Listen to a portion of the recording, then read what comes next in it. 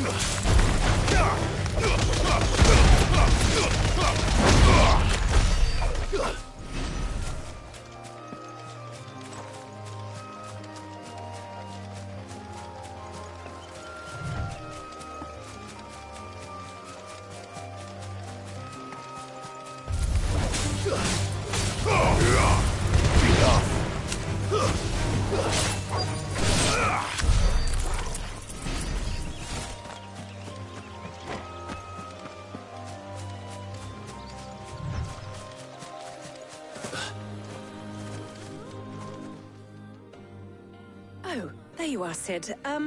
Thanks so much for coming.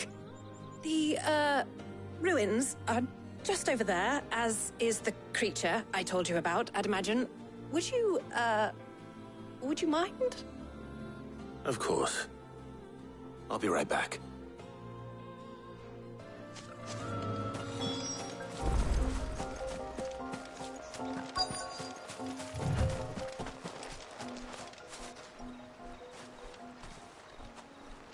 Anybody home?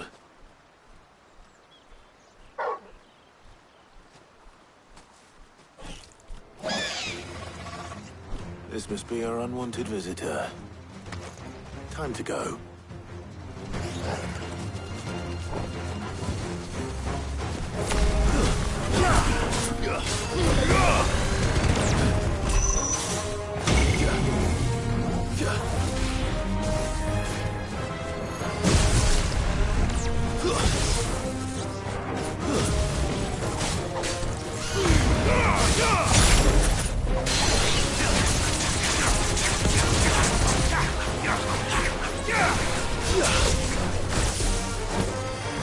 Nice try.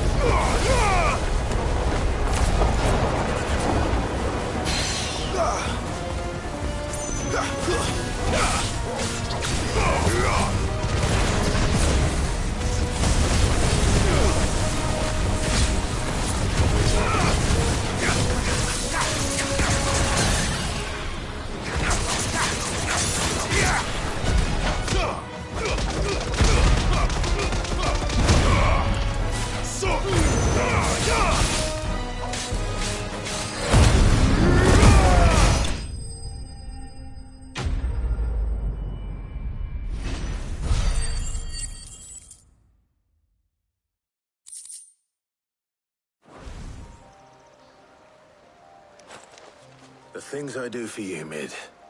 Sid! Oh, thank goodness you're safe. You shouldn't have any trouble now. Indeed. Well, don't let us keep you. We'll, see that everything is transported safely back to the hideaway. All right. I'll let Mid know you're on your way.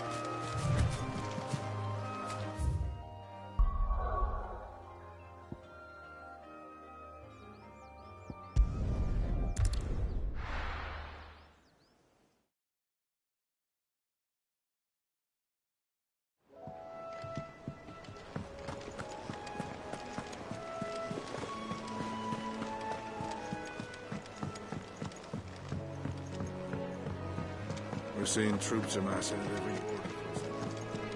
No surprises there. How may I help you today, Clive? All yours. All done?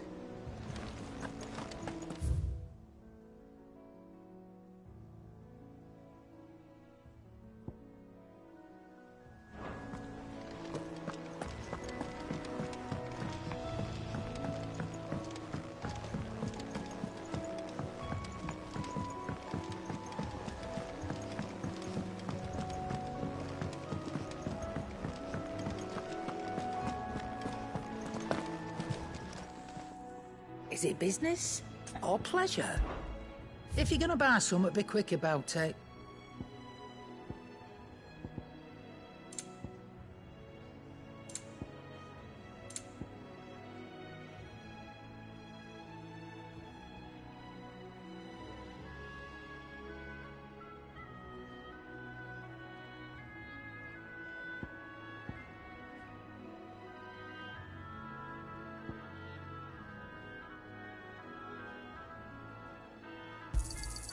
You'll not find a better price than that. Is that all?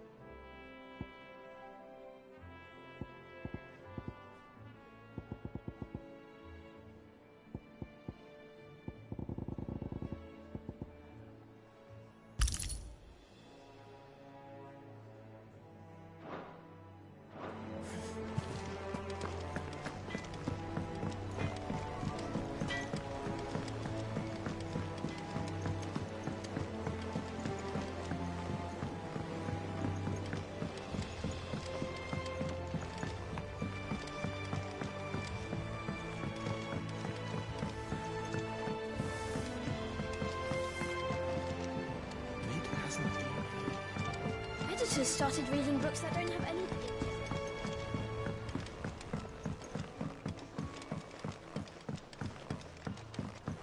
If I don't come up with something soon.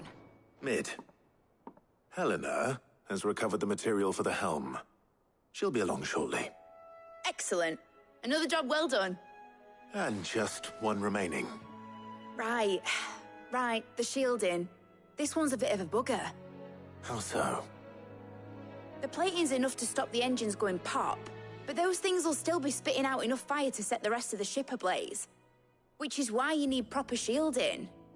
A prison for the dragon's breath that's blazing away inside. I thought a triple thick layer of tempered steel might do it. Or more of the stuff that the Fallen use, but they'd both be too heavy. The helm and the plating are bulky enough as it is. Add any more weight and the whole ship would be at the bottom of the briny before we'd even started. I need something light. But I've racked my brains and I just can't think what would do it. Well, if I were in need of obscure knowledge, I know whose counsel I would seek. Harpocrates. Tomes? Yeah, well, I'd thought of that, obviously. I've got all the details written down here. Can you take this to him, see what he makes of it? Right away.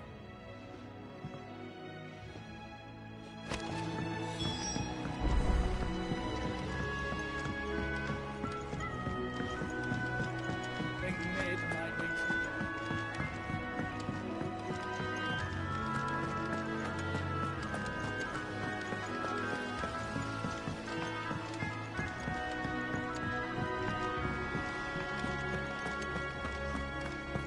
We're seeing troops amassing at every border.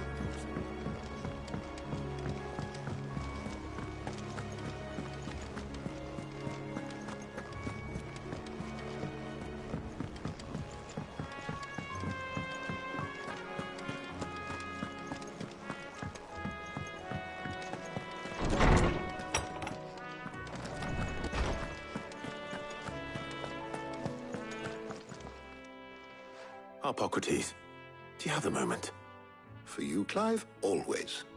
Well, actually, it's for mid this time. Could you take a look at this?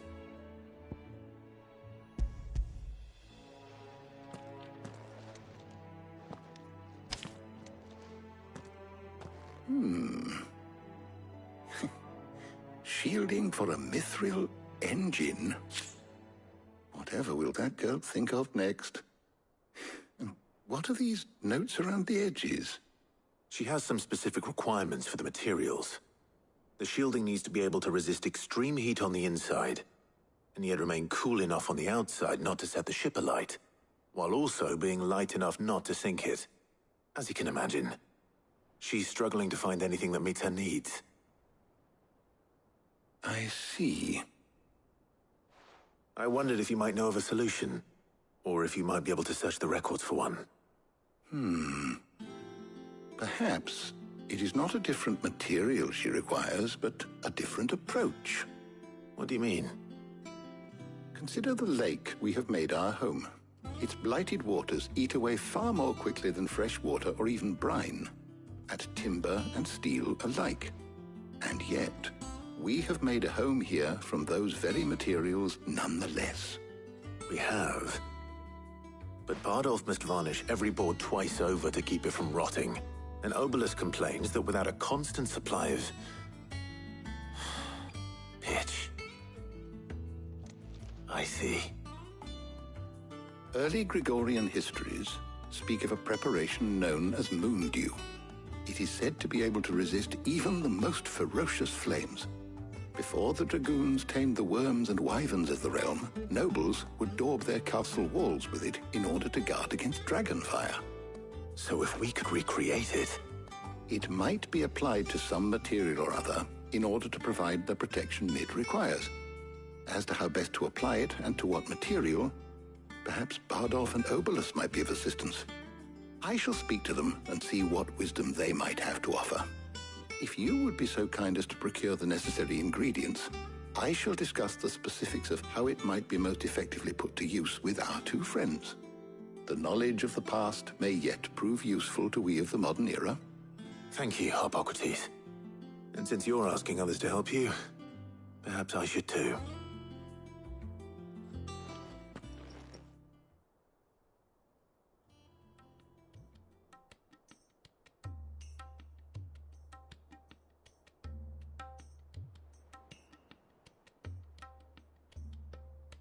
So you need a hand, do you? We do. I'll be heading to market for the ingredients we need. I could do with some help. And some company, too. The other can assist me in researching how best to prepare the shielding itself. Can we count on your aid? Always. Well, if Jill's game. Thank you. I am sure either of these fine young minds would prove indispensable in my research. I leave the decision as to who will go with whom in your capable hands, Clive.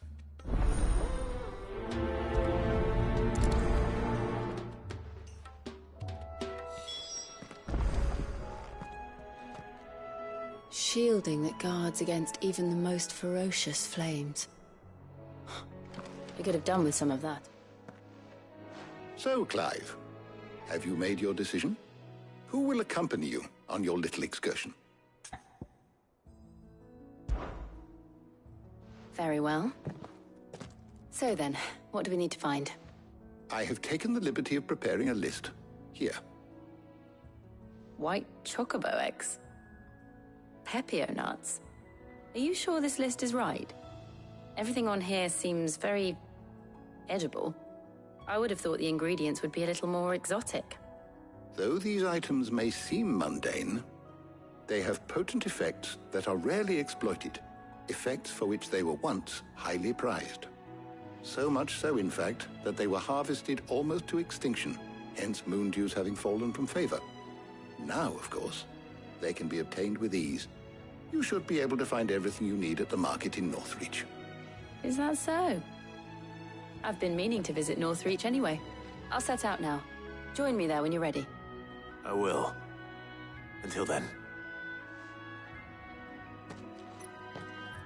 You two enjoy yourselves. You too, Talia.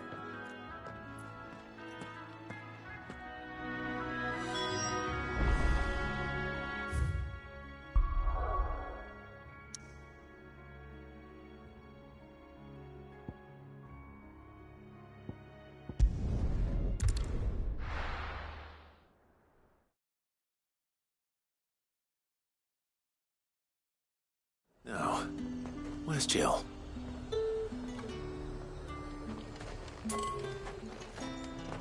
There's talk. Welcome, welcome.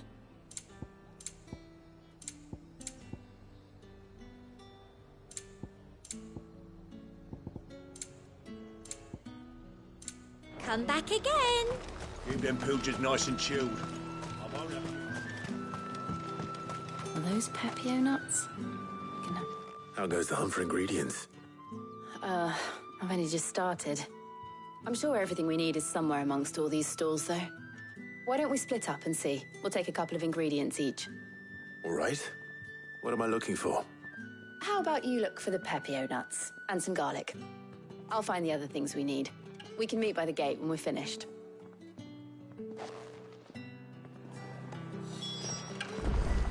Up! You'll not find a bruised pippin in the... Fresh cuts! Come and get them before they go... Any friend of the innkeeper is a friend of mine. I trust it's all here.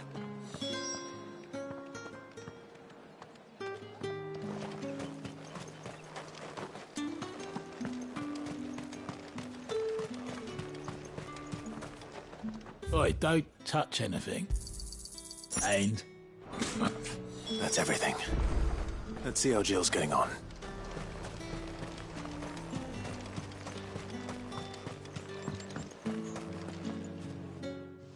Did you find everything? I did. Here.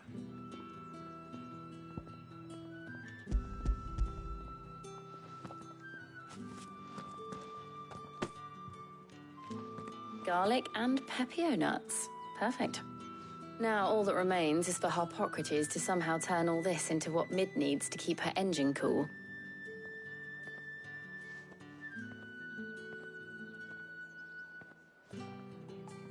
But before we head back, would you walk with me a while?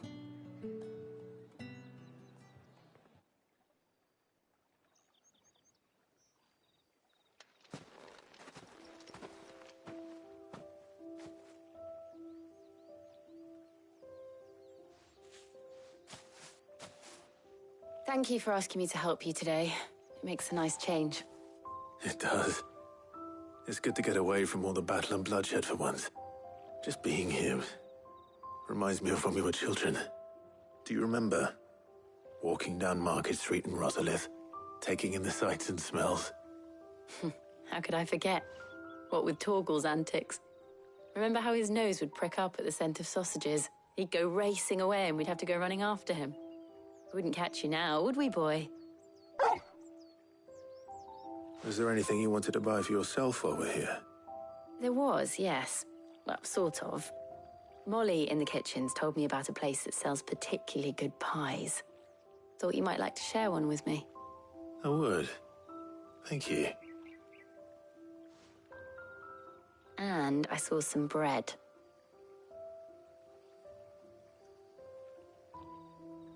Big white cobs like the baker back in Rosalith used to make.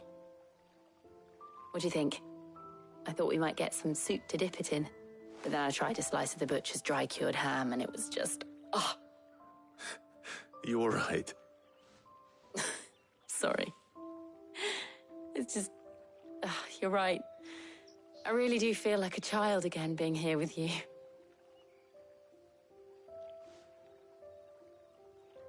Clive. Is it wrong of me to enjoy this? No, Jill. This is how life should be. And it's how our lives will be when our work is finally done. When we can live on our own terms. I hope so. Thank you, Clive.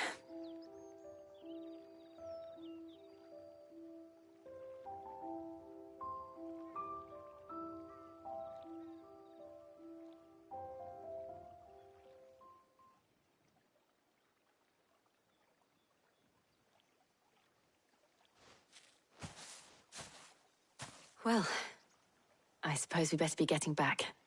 I need to give these ingredients to Harpocrates and Talia. I'll see you at the hideaway. Take care. I will. You too.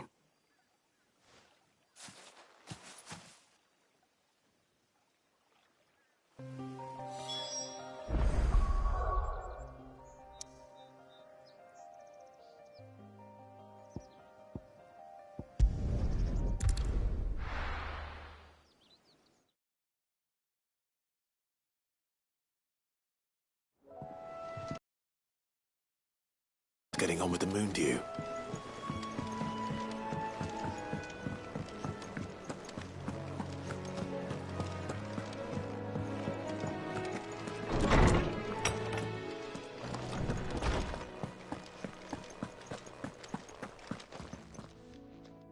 How's work on the shielding progressing, Harpocrates? Well, very well indeed. And thanks in no small part to your kind assistance. I was just explaining to Talia how we might best go about preparing the moon dew. And now that we have all the ingredients, we may begin. You can count on me. I've mixed more than a few mysterious concoctions in my time. I'm sure you have. What about the shielding itself?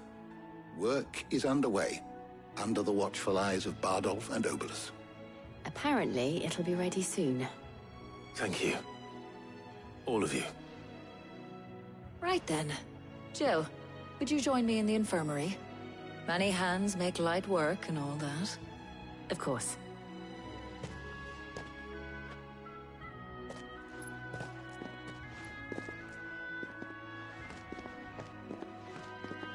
Oh, and Clive, thank you.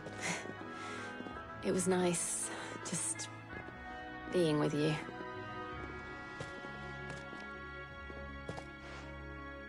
It appears our work here is almost at an end. A shame. I was enjoying playing the man of action for once. When both the shielding and the moon dew are ready, it will merely be a matter of applying the one to the other.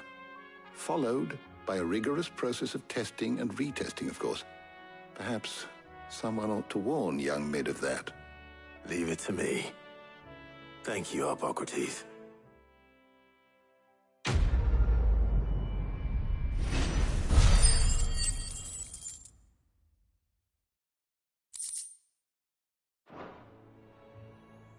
Well, I better go and give Mid the good news then.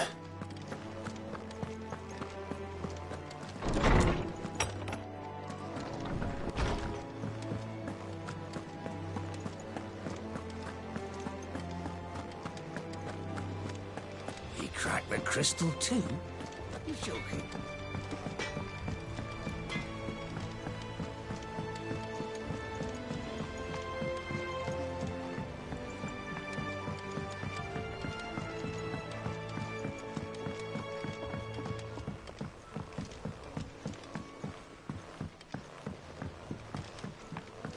Mid hasn't been Editors started reading books that don't have any pictures in.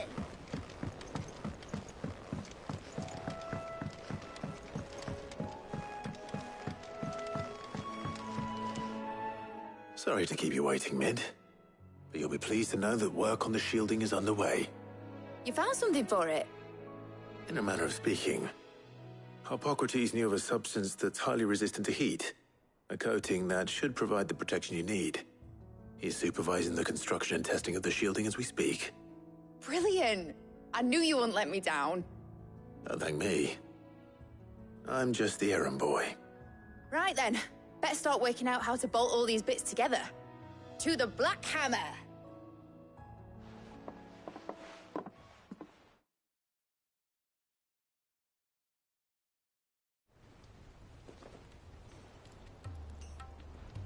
You know, when I got into the smithing game, I thought I'd be making swords and shields, not thermal bleeding didgeridoo-dahs. Displacement stacks. Same difference. Whatever you call it, I ain't putting it together in here. It's cramped enough as it is. Let's take this outside.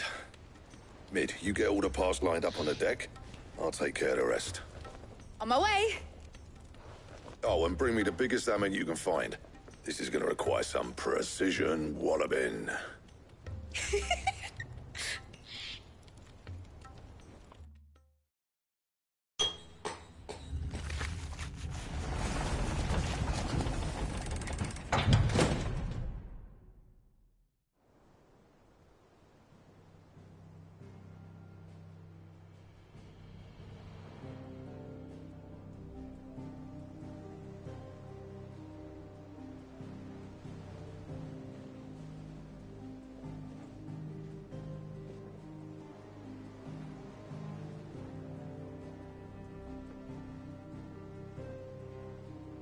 It's finished! It's finally finished! Thank fuck for that. I'll be feeling my hammer arm for weeks. Thank you, Clive, Blackthorn, everyone. That's one down and just 3 more to go. I'm sorry. Oh, didn't I tell you? The Enterprise has 4 mithril engines, and we'll be needing a displacement stack for each. You don't mean... Don't worry. Now they've got a finished one to work off, my gang in Canva can build the rest. Good luck to them, I say. Right, I'm off to get a sling for this elbow. Any other work comes in, keep it to yourselves, eh?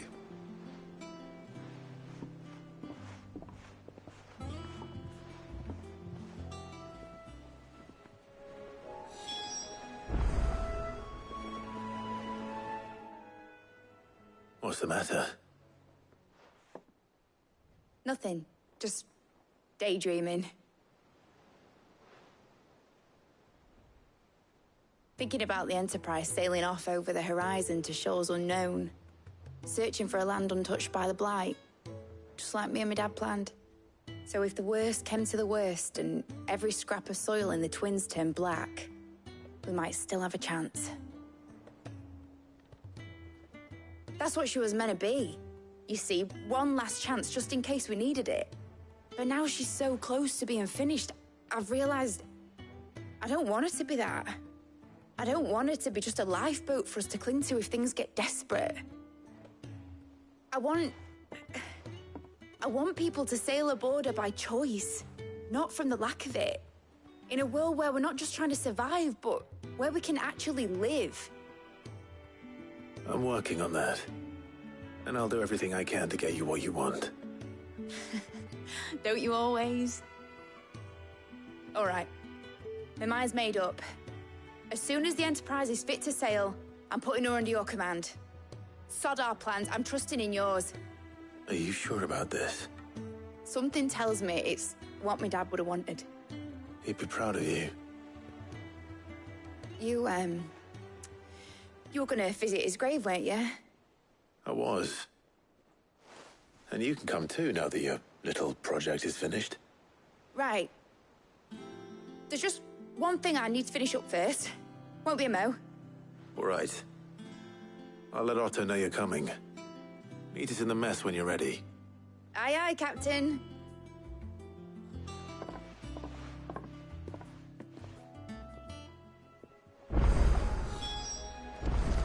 Mid told me she was building a ship. What's a ship? Let's sail it around the lake.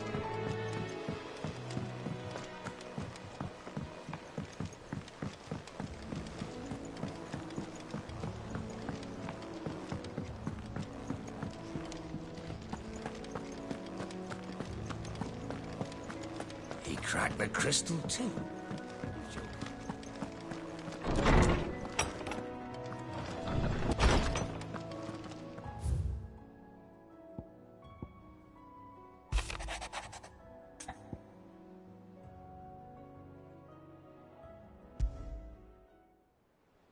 Trouble with the ledgers. Shouldn't he be asking Otto for help?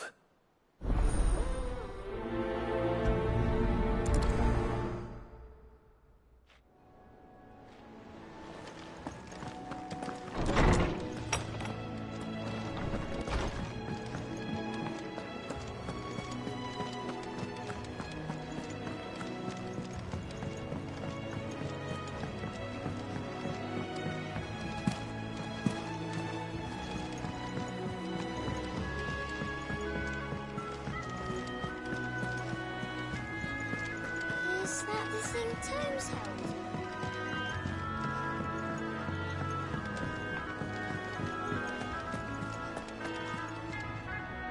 Clive, did you get my letter? That's why I'm here. Shh. Otto might be listening. Is this better? A little. Listen, I've some bad news.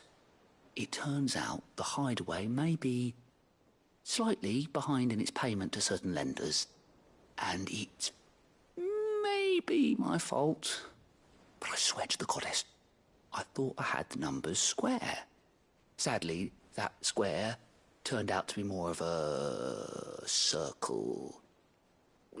Zero, you might say. I can straighten it out, I swear, but it's going to take some time, and I'm going to need help keeping it from Otto. Bit late for that, I'd say. There you are! What a surprise! So let me get this straight. You forget to pay our lenders what they're due, and instead of coming straight to me, you get Clive to come to you. And I hope he'll dig you out of the hole you've dug for yourself. Clive, the man in charge of the place you've been cheerfully trying to bankrupt. And you thought this was a cunning plan. Why? Well, who needs paying? Oh, just Martha.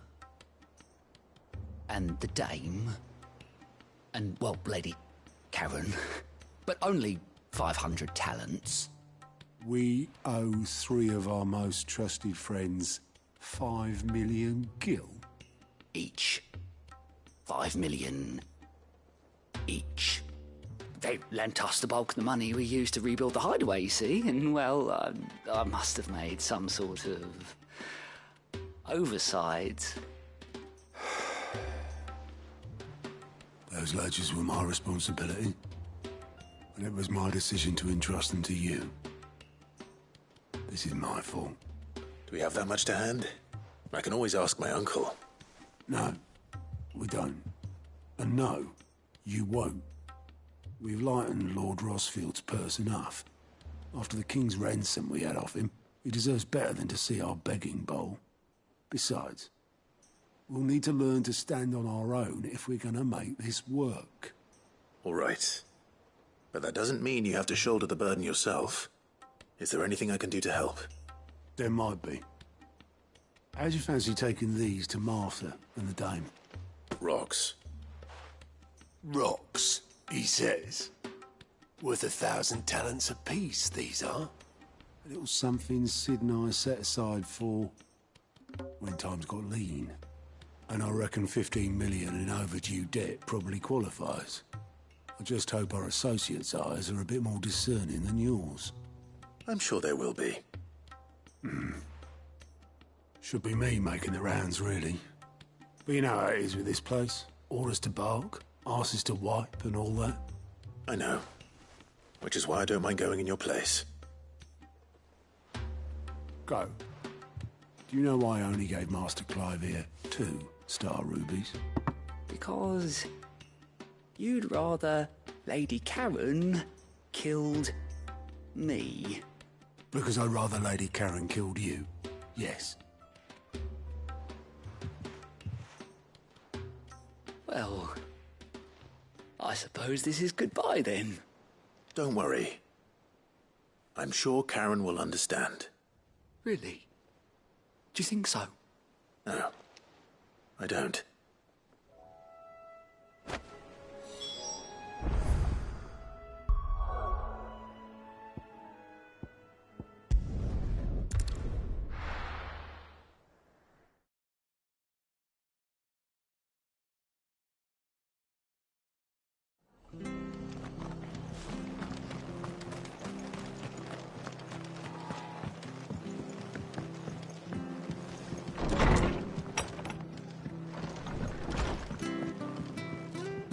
Clive, we weren't expecting you.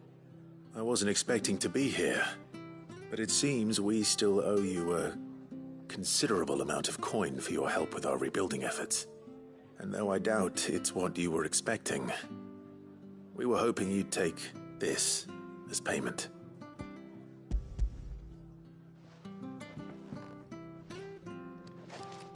A star ruby? I can't accept this. It's worth at least twice what you owe me. More if you can find yourself the right buyer. Think of the difference as interest.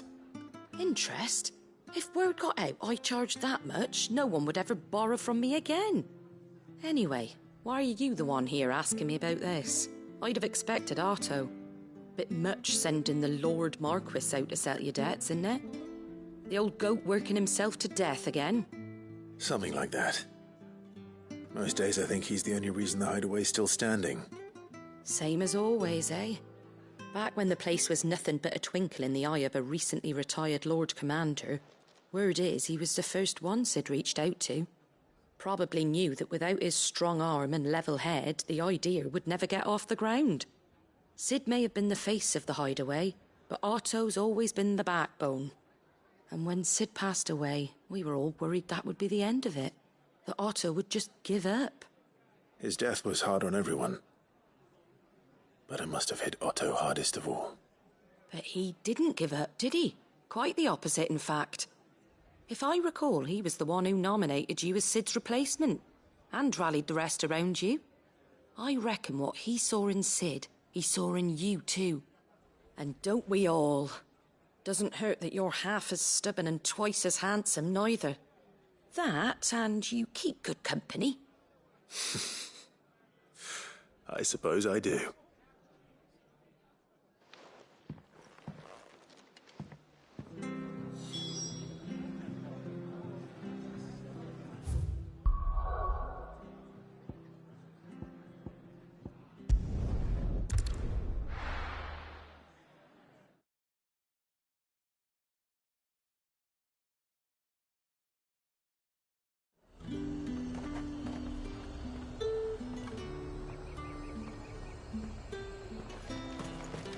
There's talk that the glass came.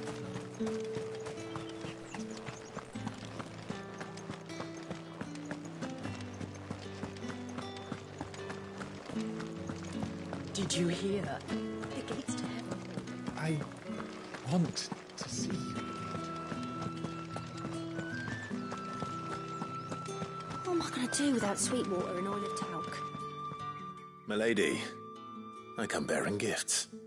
Gifts? Whatever is the occasion.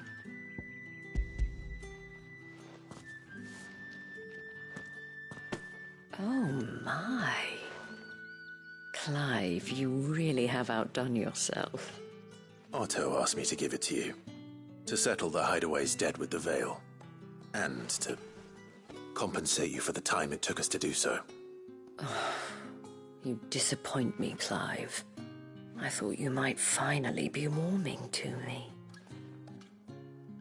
Tell Otto he can keep his baubles. I tried to tell him as much the first time around. The man owes me nothing, nor does the Hideaway. My contribution to the restoration effort was made freely and willingly. It was the least I could do. You once told me Sid did you a kindness. I'd like to do the same. Please, accept it. For my sake. And for Otto's. For all of us. For all you've done. It is rather fetching, isn't it? Very well. Otto is lucky to have you, Clive. I doubt anything could ever replace his son. But you and the others at the Hideaway are the closest thing he has to family. Otto had a son. Long ago, yes. Sid told me Otto lost him when he was just a boy, and blamed himself for not being able to stop it. I don't know how it happened, whether there was anything he could have done, but it was clear that it weighed heavily on him. I didn't know. How could you have? I doubt anyone did.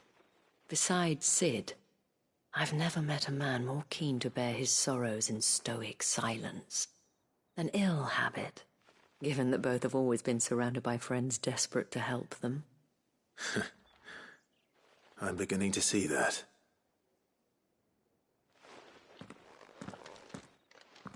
Go will want to know the stones were delivered. If he's still with us.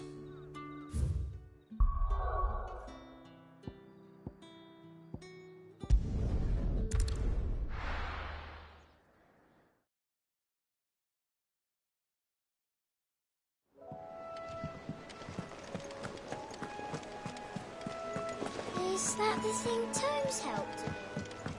Mid told me she was building a ship.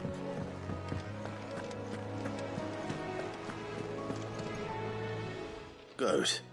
Still alive, I see. So Lady Karen accepted the ruby. Ah, about that. I tried my best, but she was just too stubborn to take it. She threw it right back in my face, in fact, and told me I could stick my stupid stone where the sun don't shine. Karen refused payment. I hope it wasn't something I said. I'm sure you were as tactful as ever. Let me see what I can do. Oh, wonderful. I hope you have better luck than I did.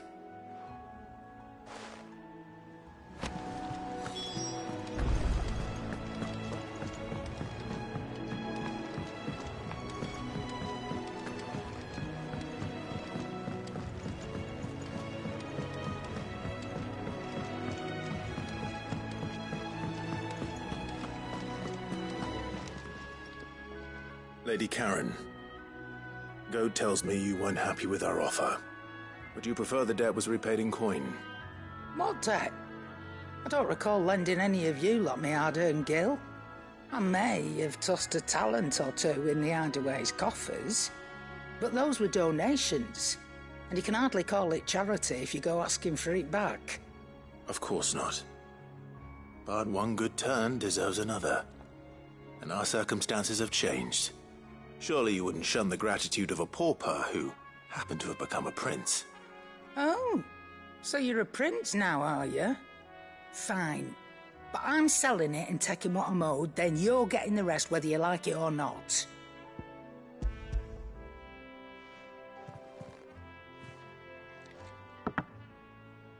Where'd you even get this? A decent trader might nab 1,000 talents for a star ruby. A canny one, meanwhile, might claim it were nicked from the belt of Sid the Outlaw himself and ask twice as much. Might be I already have a buyer in mind. Might be you even know her. A fine continental maid whose beauty's only eclipsed by a guile in commerce. You wouldn't mind, would you? Not at all. Just be sure to tell her that it's always a pleasure doing business.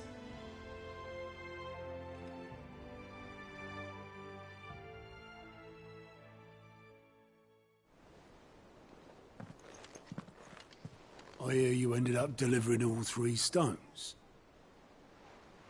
Thanks to this lump. I sometimes wonder what I pay you for. Speaking of which, I still haven't been paid last month's wages. Oh, so you remember what's owed to you then? Get your ass behind that disc of yours and don't get up before those ledgers are square. Right away.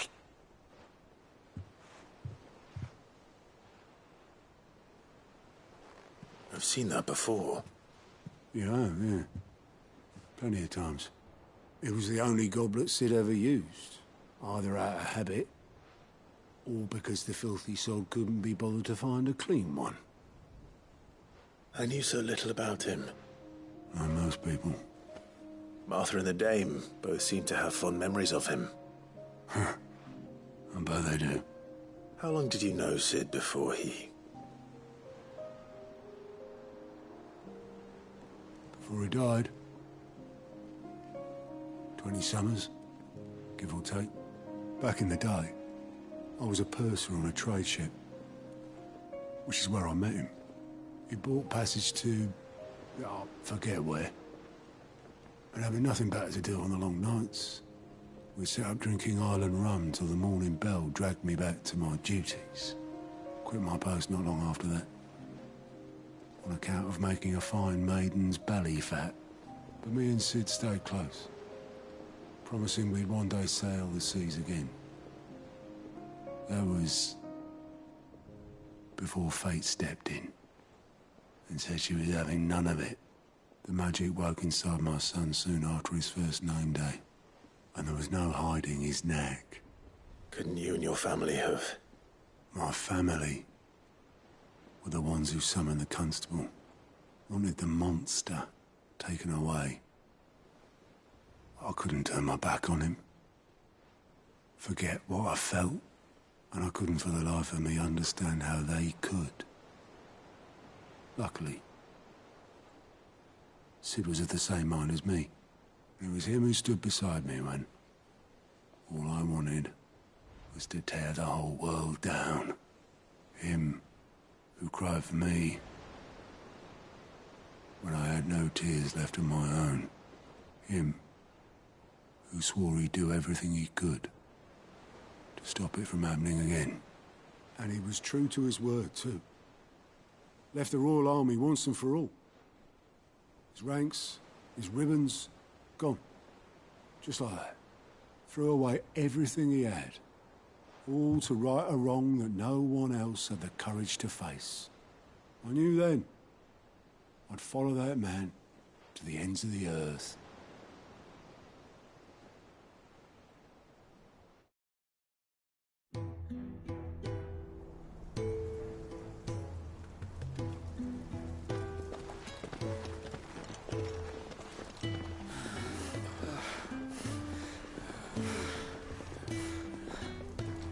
He was always too clever for his own good, was Sid.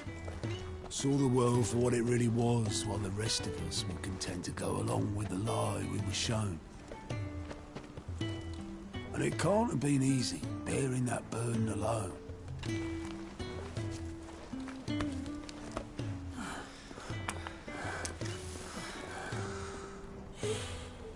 But he didn't let it stop him. He never lost faith in what he believed was right. And that gave us faith in him. Faith he'd steer us true. So I swore to myself that I'd always be right behind him, ready to catch the stubborn sod if ever he should fall.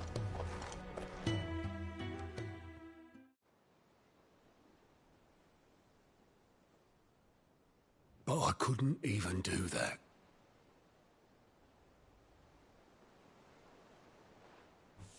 Ignore me. Just the ramblings of a tired old man.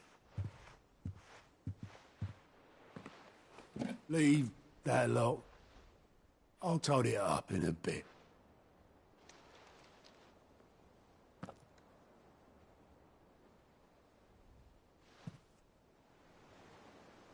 This is Sid's handwriting.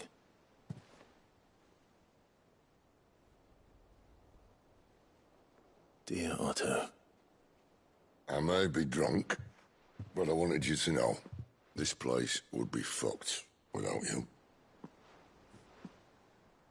I love you, you grumpy old sod.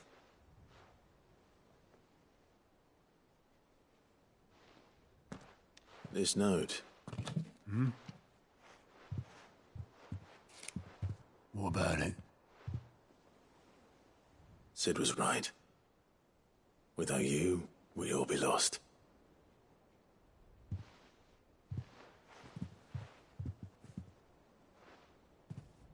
He should have bloody well said so then.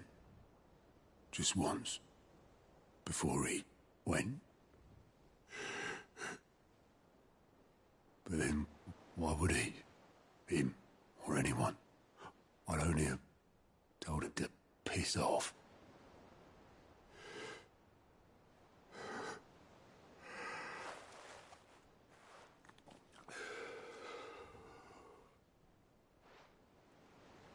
You're wrong, though. Both of you. It was never just me keeping the hideaway afloat. It was all of us.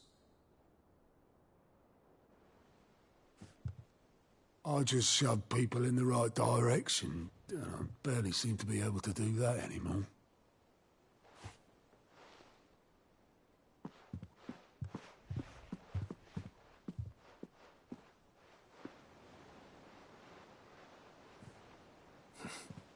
Would you rather go at the helm? Well, maybe I've got a few more years left in me. I'm going to hold you to that, Otto. Before you go, Sid would have wanted you to have this. But that's... This'll do me just fine.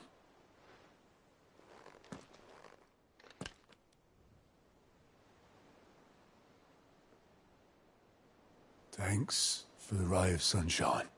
I'll see if I can't pay you back. Already have.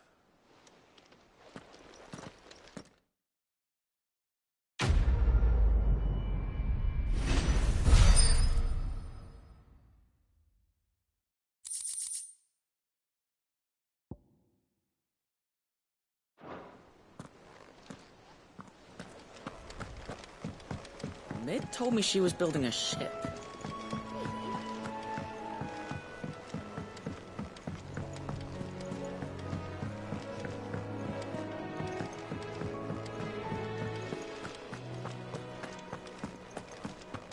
He cracked the crystal too.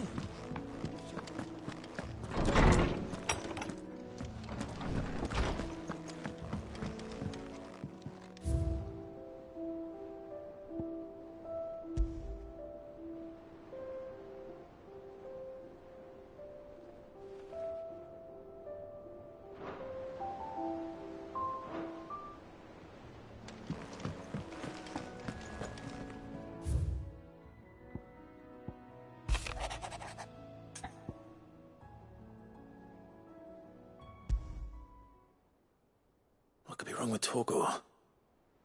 He seemed well enough when I last saw him.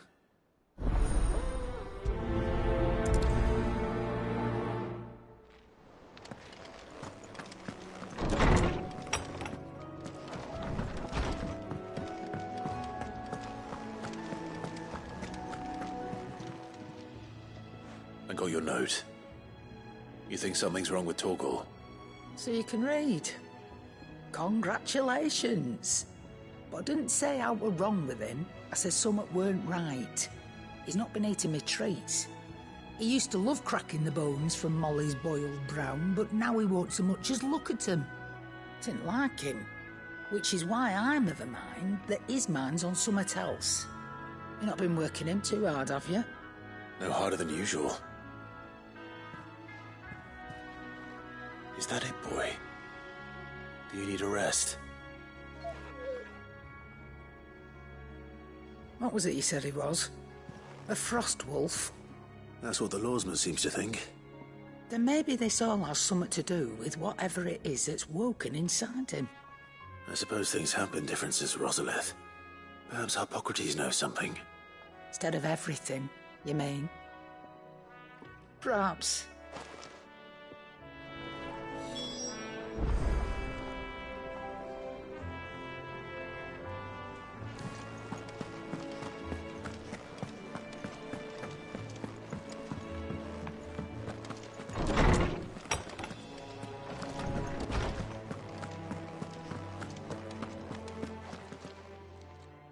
Lawsman, I need to ask you about Torgal. Something's not right with him. He isn't ill, is he? I don't think so. But according to Lady Karen, he seems to have lost his appetite, which is certainly a new development. She says he's hardly been touching his bones of late, and she believes it may have something to do with what happened at Rosalith Castle. I rather think she might be right, though not about his appetite. All canids are instinctively inclined to crack open bones for the rich marrow that resides within, and I see no reason why a frost wolf should be any different. Accordingly, I suspect it is not a lack of appetite that afflicts Torgal, but a surfeit of it. If we assume that his newfound magics require additional nourishment to sustain, it may well be that the bones Lady Karen is accustomed to providing are no longer sufficient. Frost wolves, after all, habitually prey upon far larger animals, whose bones may yield altogether different nutrients. As to where one might find a suitable substitute, some antelopes that graze the meadows of eastern Rosaria have been known to grow to a size more than double that of their lesser cousins. I don't recall ever seeing any that large. And little wonder. The oldest and largest such creatures rarely leave the safety of the highlands for fear of predators. The last elder antelope sighting I recall hearing about took place near Cressida, and that was long before the village was abandoned. Even so, it seems like a good place to start. Good hunting, Clive.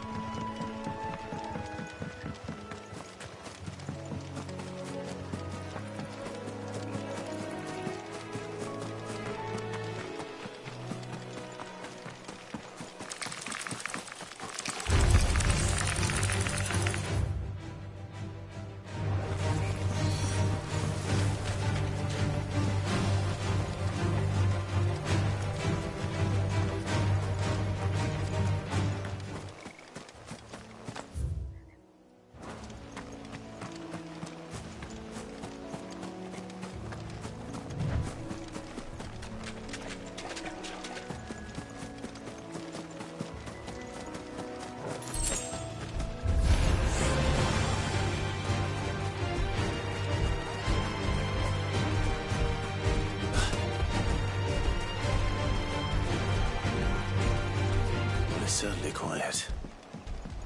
If I were a giant antelope, it would seem like just the place.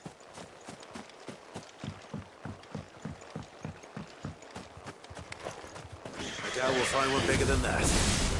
You hungry, Torgal?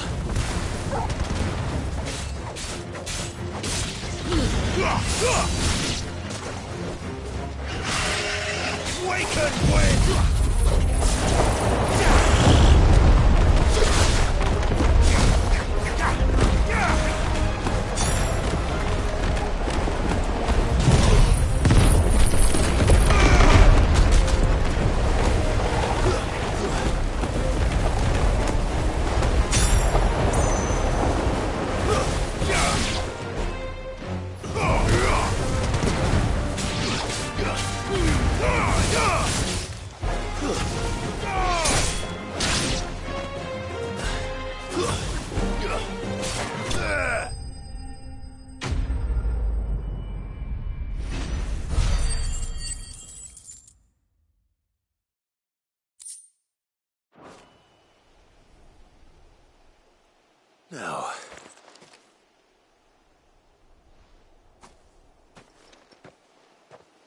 Will it be enough, I wonder?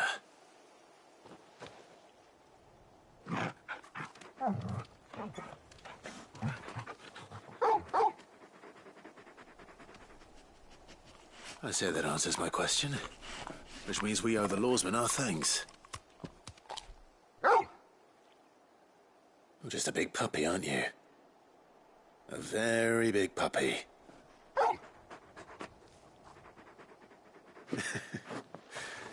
You do know you can take that with you, Torgal. Lady Karen will be relieved to hear you've got your appetite back. Come on, boy.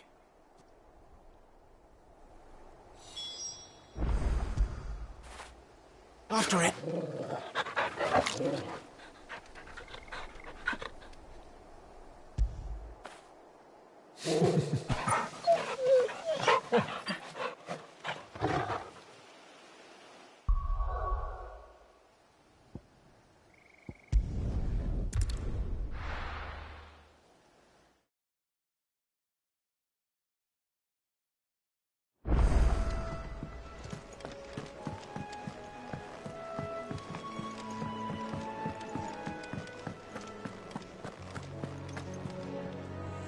I noticed you and Torgal had gone off somewhere. Take him for a walk, did you? You could say that.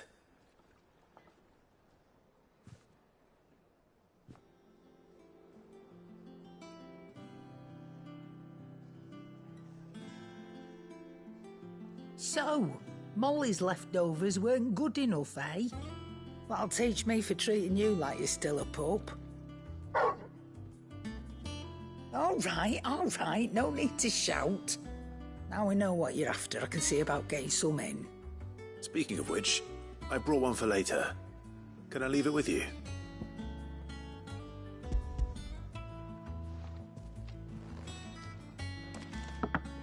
You can, aye. I'm nice like that. In return, you can thank Tomes for me. The bloody know-it-all. I was just on my way to see him.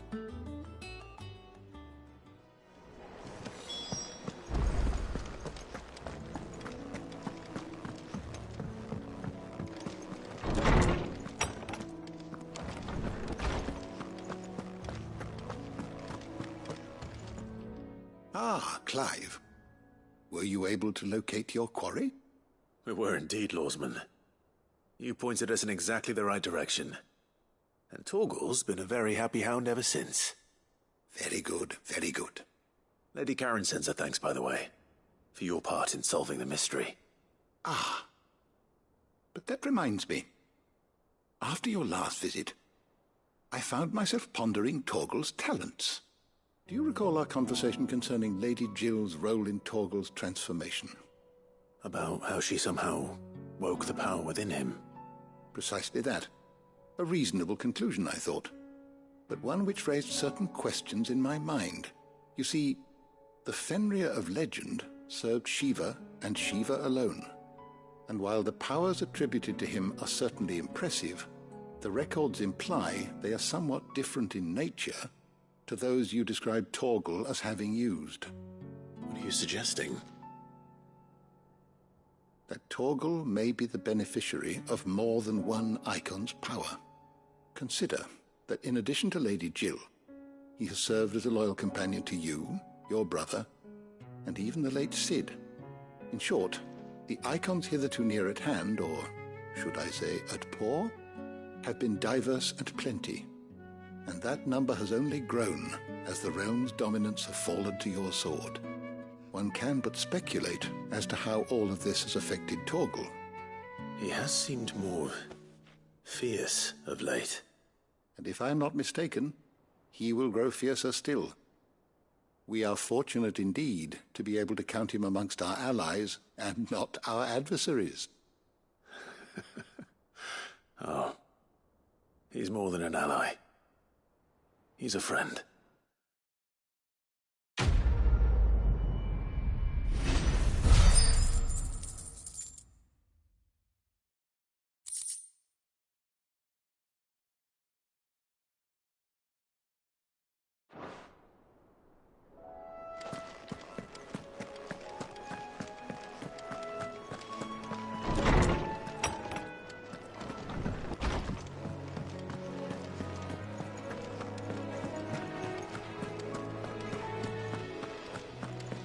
cracked the crystal too.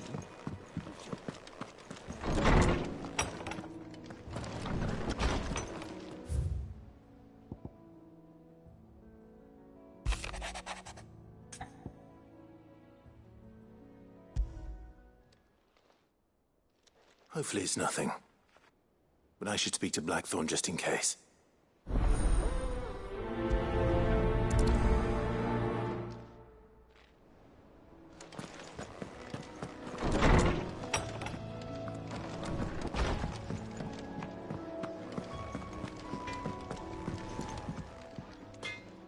Blackthorn, do you have a moment? Not really, no. This won't take long. I just wanted to ask how you're getting on. August was worried about you, and you might still be doubting your craft, even after learning the trick of that cuirass. Is there something else weighing on your mind? Perhaps sharing your thoughts might help.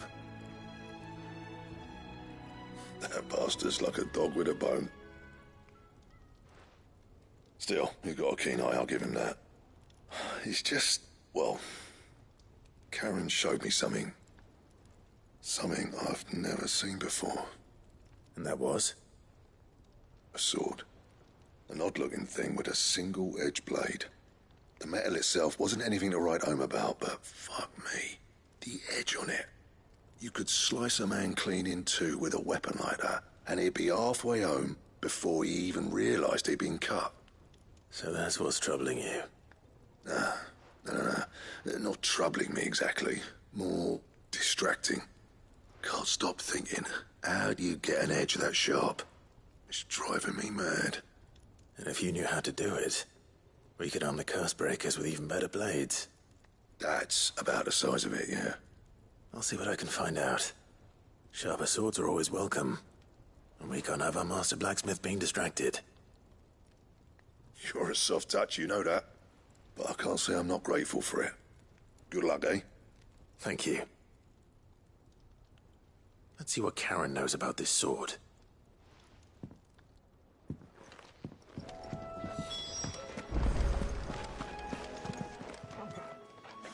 You're looking well, Karen. What do you want?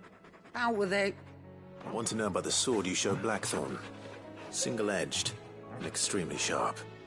Running around after him again, are you? I suppose I am, yes. But I need to help him find out how to work an edge like that. It's driving him to distraction. Little wonder, I suppose.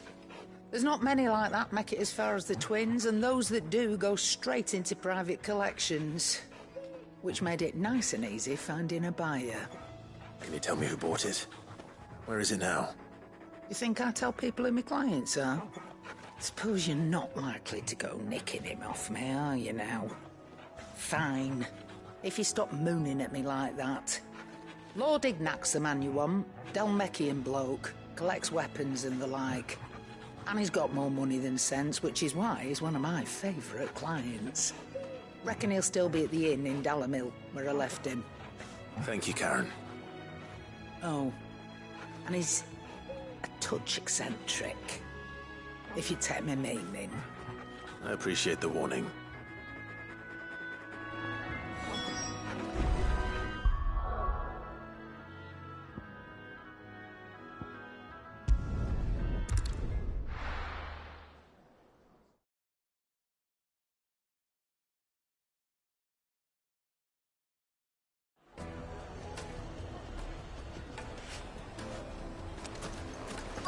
People take notice of wealthy men. Shouldn't be too hard to track down Karen's collector. Fang is gone. The whole mother crystal gone. What are we gonna do? Calm yourself. We don't know for sure. It could have just been a tremor.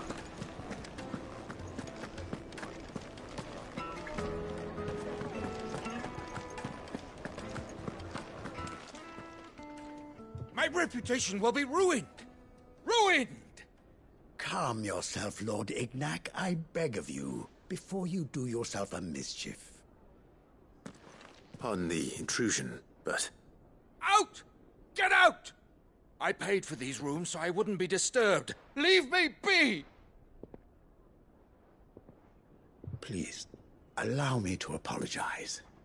His lordship is going through a difficult time, and he's never been fond of guests arriving unannounced. Radim! Get rid of the filthy oaf this instant! Very good, Lord Ignac. Would you mind stepping outside for a moment?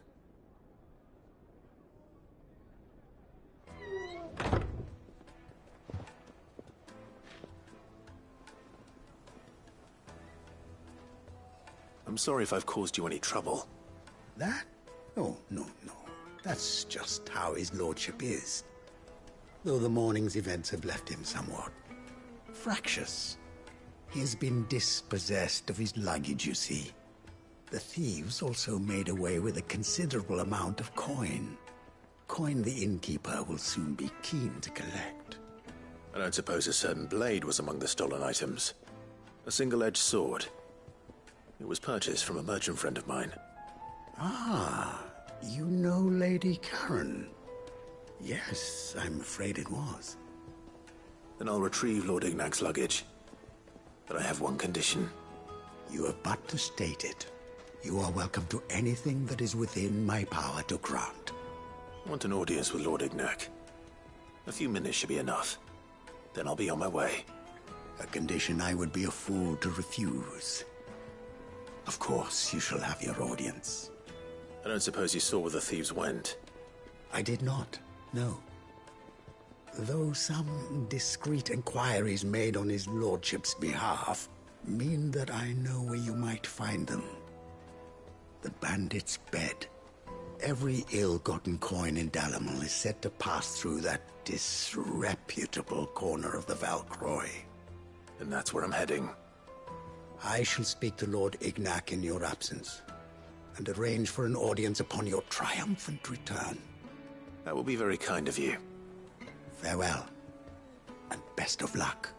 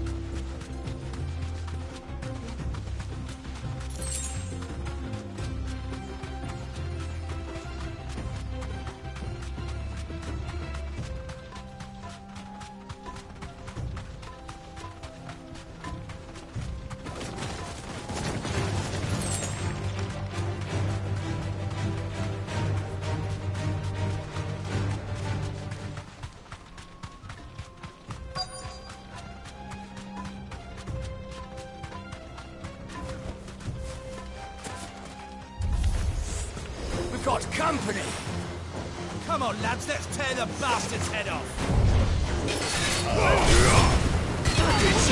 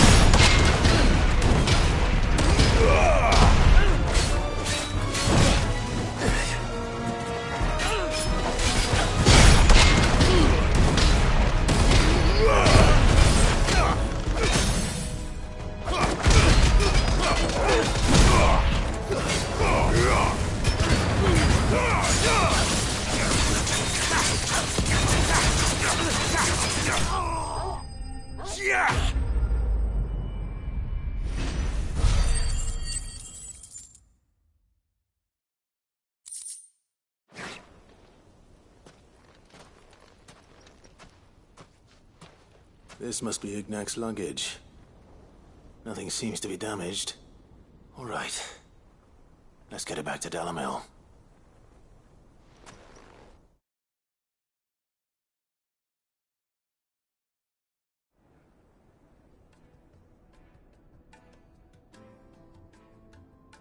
I hear I have you to thank for the return of my effects.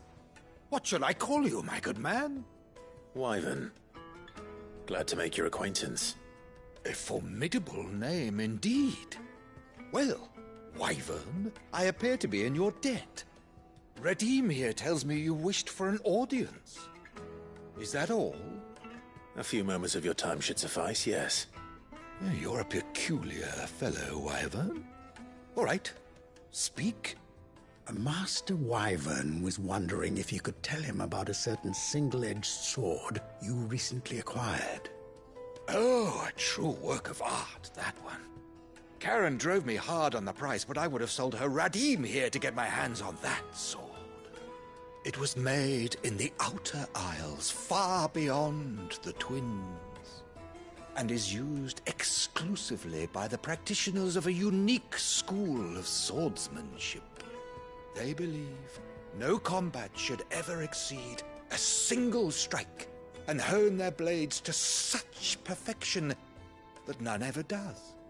Each sword is made for that one perfect stroke, and for that stroke only. They crack upon a second blow. There's a brutal sort of beauty to it, really. But how do they hone such an edge? Fine question. Why, they use a whetstone, of course.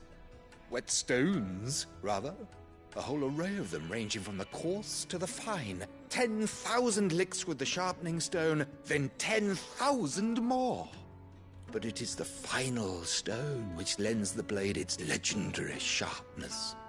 A mineral quite foreign to this great realm of ours. And that is the key. The secret ingredient. Wyvern, it occurs to me that my little lecture is hardly equal to services rendered. Take this, together with my regards. The very stone of which I spoke, far rarer among collectors than even the blade itself, and a far more fitting payment. Thank you. Pardon the intrusion, my lordship. However, it is long past time we prepared ourselves to depart. So it is. I am locked in bitter competition with a rival collector of curiosities.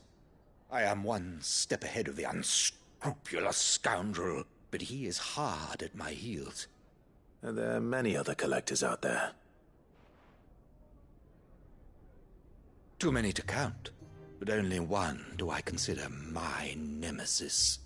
Lord Byron Rosfield, and is a perennial thorn in my side. I can imagine. Farewell, Wyvern. May our paths cross again.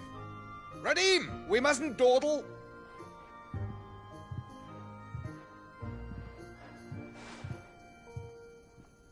I think his lordship is rather taken with you, Master Wyvern. Thank you again for your assistance. Coming, my lordship. I'll be right there.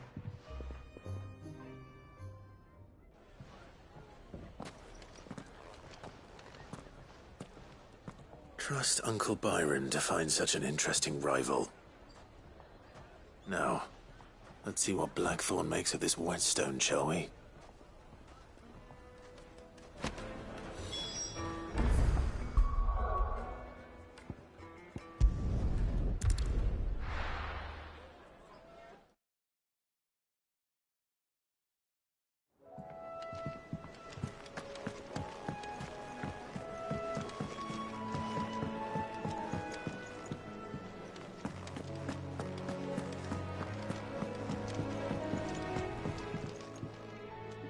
Sorry for the wait, but hopefully you'll agree it was worth it. You learned something about that sword, then? I did better than that.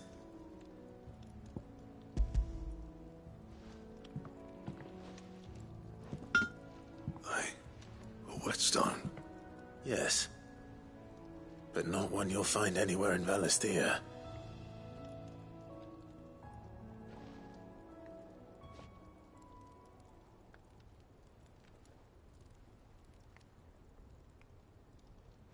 No wonder I couldn't get the same finish on the grinding wheel. One hit and all done, eh? Might not be so bad if all you ever fought were duels. Good luck on the battlefield. Your second opponent would be your last, no matter how good you were. Even so, is there some way it could be used to give the Cursebreakers an edge? I think so, yeah.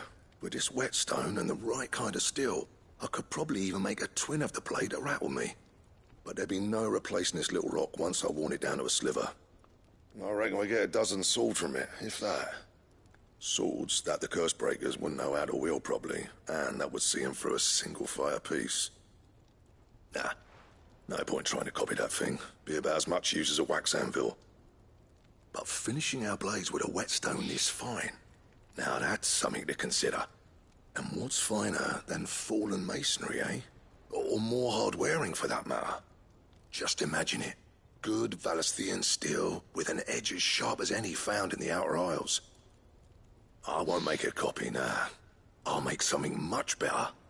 I'm sure the Cursebreakers will be delighted. Just don't push yourself too hard. Don't you worry about me, Sunshine. I've been working day and night since I was half your age, and I'll still be here when you're long gone. Hey, thanks, Clive. I mean it. I owe you one, August too. It's good to know someone's looking out for me. You'll be happy to hear you said that. And I'll see that my debt to you's paid. First new blade I make's got your name on it. You come and find me when you've got the materials. All right. I will.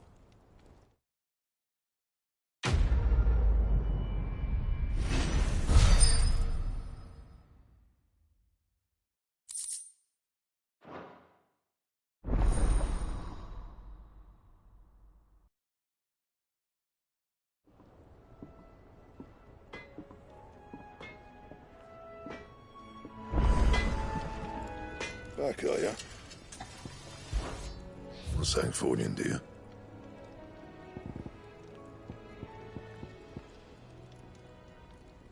Bring me the materials, and I'll think about it.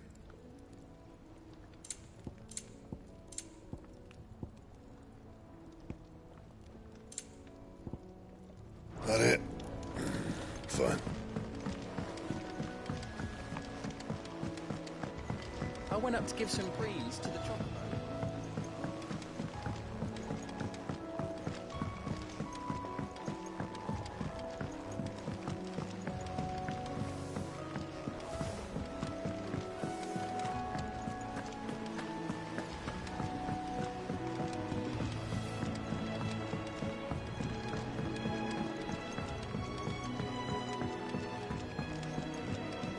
Well. Here, Sid. Reckon you might be just the man to help me out of a bit of bother, if you were mind to. Let's hear it. Well, it's about this alembic the chief's got me making. Lovely bit of kit it is. Bung in a solution you want splitting, and it will separate it out, just like that. Problem is, it won't always get rid of all the impurities. And with some of the stuff we need it for, that ain't good enough. Which is why I've been looking for something to filter the liquid we'll be cooking off. And that's where I was hoping you could help me out.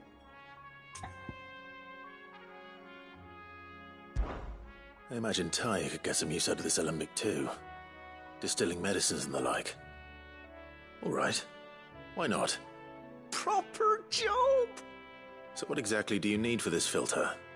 Nothing but bomb ash'll do, says the chief. Gave me a sample she'd obtained from the university stores. Couldn't believe my eyes. You pour the blackest blight water through it, and it comes out clear as a mountain stream. So, I did a bit of reading about where I might be able to get hold of some. And do you know what I found out? It's only the blimmin' bones of a bomb king. They leave them behind when they die, see? I take it that's where I come in. if you wouldn't mind. I saw a billet on the hunt board for one just the other day. Would have gone myself, but, well, fighting dirty great balls of flame ain't exactly my forte. You, on the other hand... All right. I'll see what I can do. Thank you kindly. And a good hunting, eh?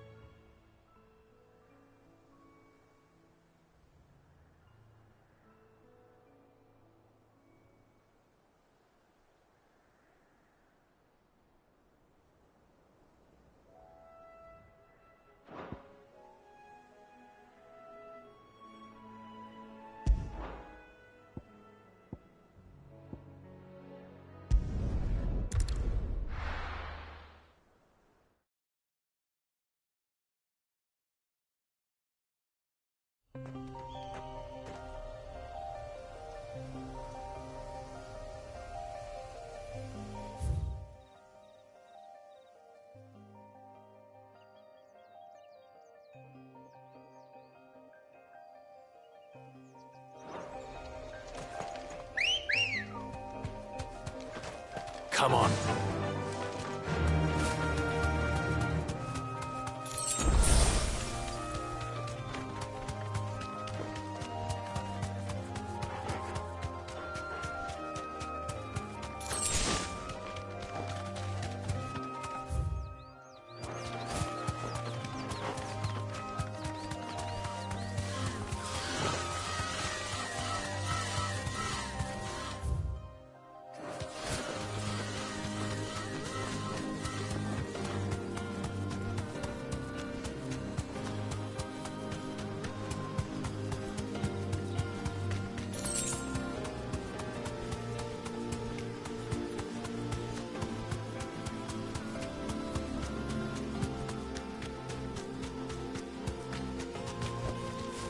can walk from here.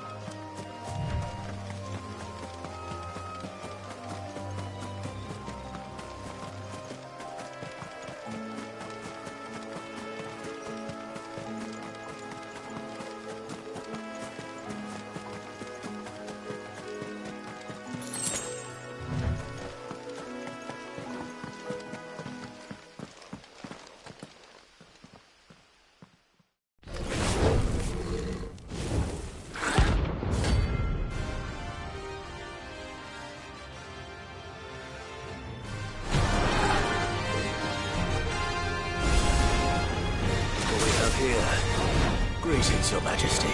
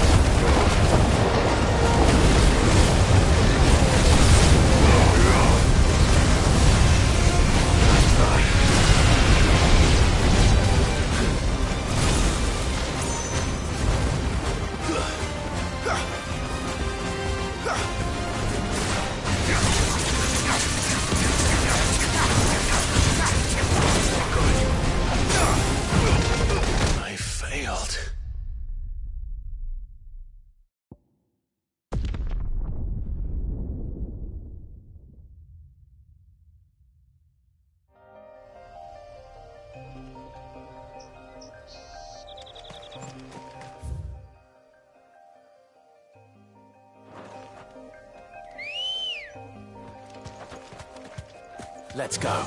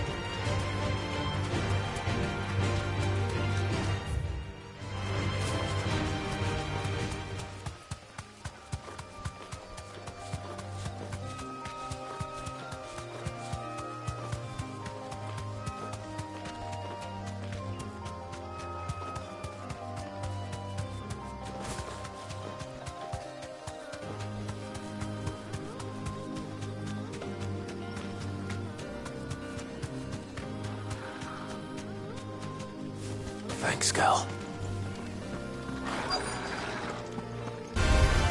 There's no turning back.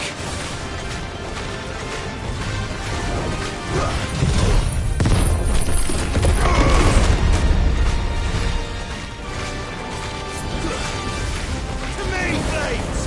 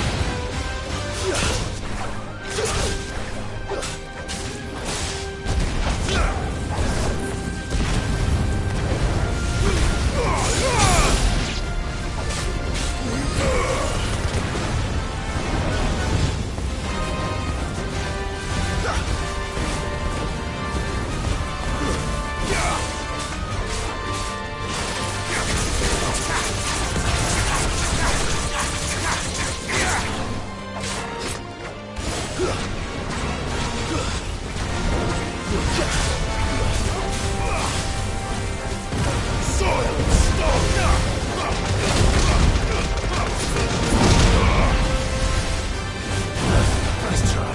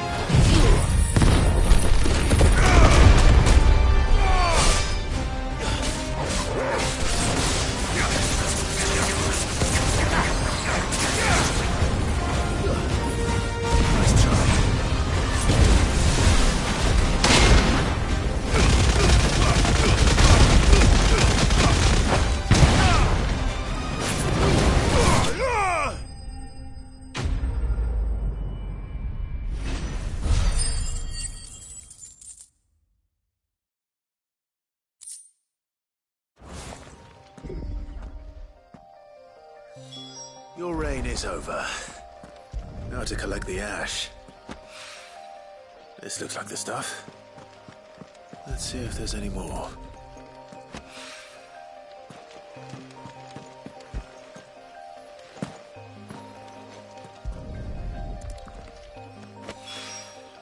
That should do it. If the wine needs...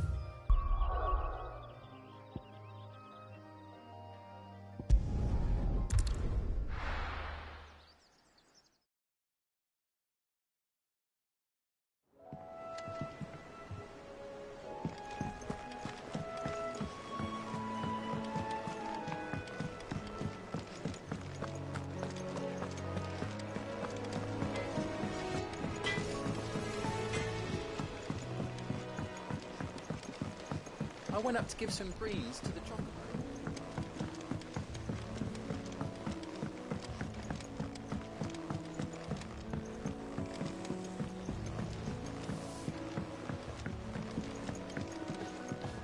Wish I could take one of our birds.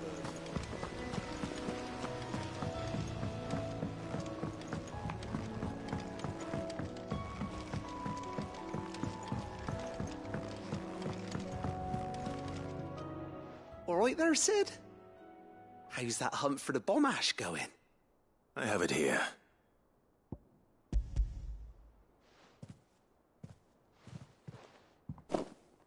That's the stuff. And plenty of it, too. Enough to keep the Olympic bubbling away for a good old while. You're a gent, Sid. Let nothing say otherwise. Right then, let's get this contraption up and running.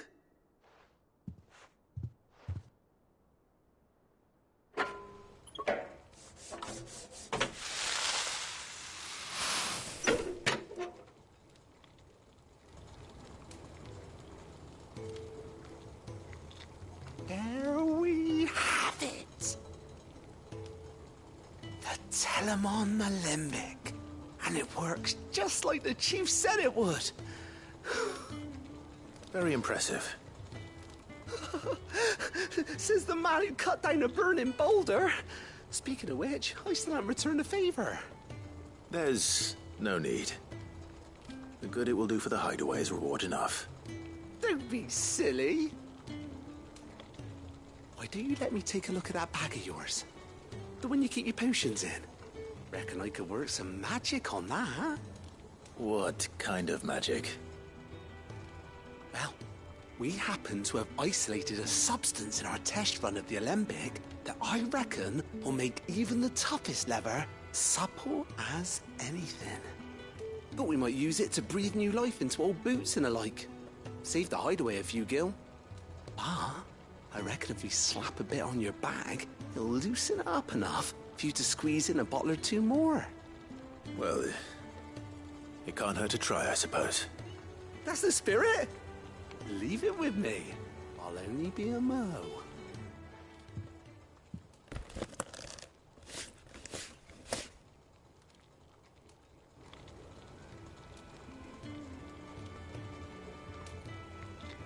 Well, what do you reckon? It certainly feels more flexible. Right? Told you. Thank you. I think. No. Thank you for supporting Mid and the rest of us in our endeavours. Without you, we'd never have been able to discover wonders like that stuff I rubbed on your bag. And I'm telling you, there's plenty more where that came from.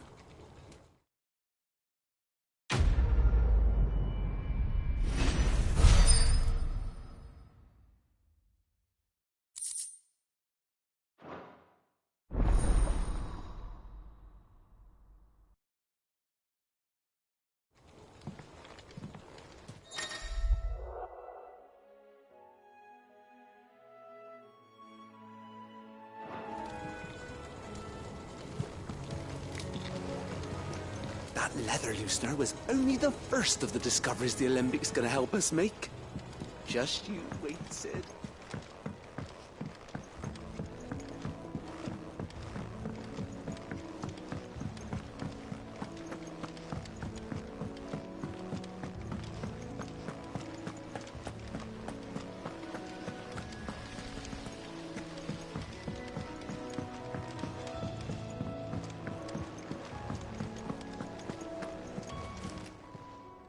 Welcome to the Patron's Whisper.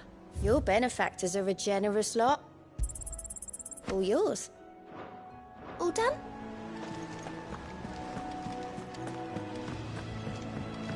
Mid told me she was building a ship.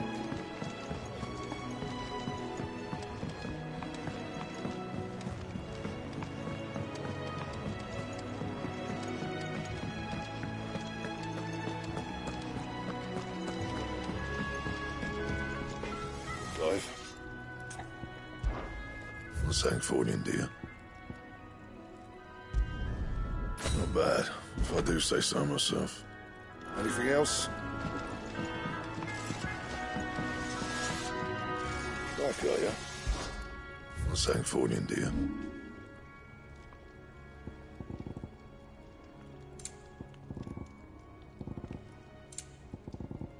And? Well, don't just stand there gawping.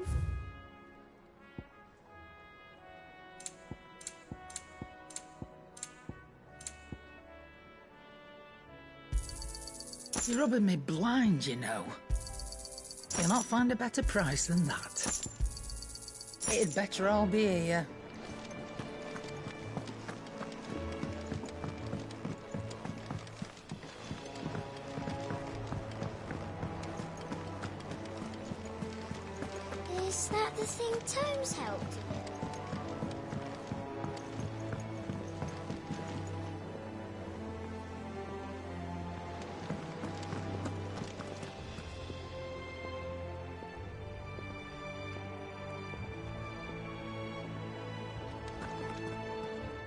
All right, Clive. Asterix. Mid finished sending half the hideaway traipsing across the twins, has she? I swear, that girl'd do anything to put off visiting her old dad's grave. No excuses now, though, eh? Not quite. She said there was one final thing she had to take care of. I'm sure she'll be finished soon enough. She said that? In those words? She did, yes. Clive? Were you born yesterday or something? There is no thing. She'll probably be halfway to Canva by now. Mid. I might still be able to catch her.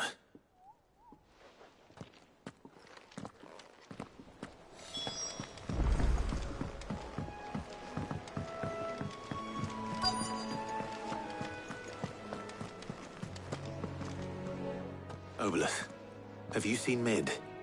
Yep. In a boat, going that way. Then I'm too late. You in a hurry and all, are you? Oh, I offered to take her across, but she wouldn't wait. Just paid for a dinghy and rowed off. Oars going like the clappers. Got some life in her, ain't she? But anyway, I was on my way up to see you, as it happens. Got a letter for you. Urgent, by the sound of it. One of your uncle's men said I was to hand it to you in person, post-bleeding haste.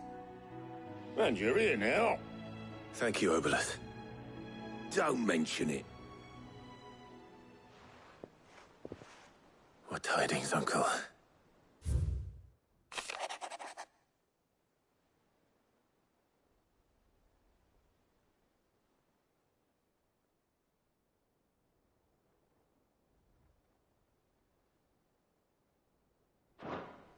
Trouble in Canva.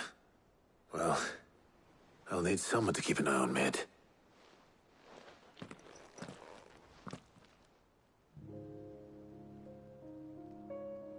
So what? Mid got us to do all the dirty work and then just sailed off into the sunset? It, seems that way. Well, nothing we can do about it now.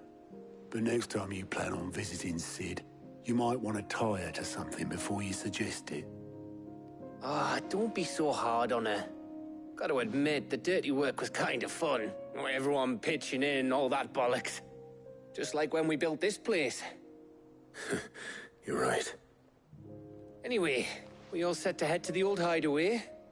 I could do with getting to Canva pretty sharpish. Wouldn't do to keep Lord Rosfield of the Seven High Houses waiting now, would it? Not after he asked for me personally. Gav will be leaving with me. Will you mind the place while we're gone? You can count on me. Just be sure to give Sid and the others my regards. All right. Oh, by the way, Jill will be joining us too. She's got some things to take care of, but she'll meet us there. I hope she's telling the truth at least.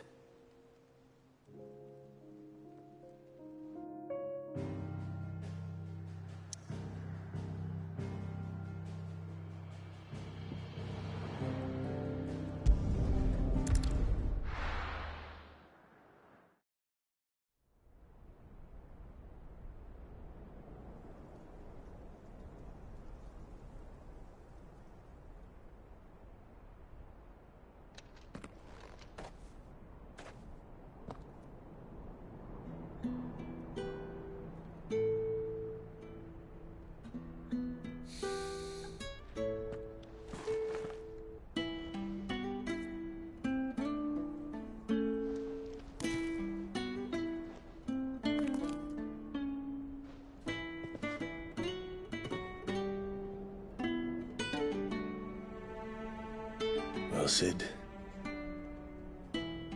I remember what you told me. But if no one is listening to what you have to say, you may as well not say it.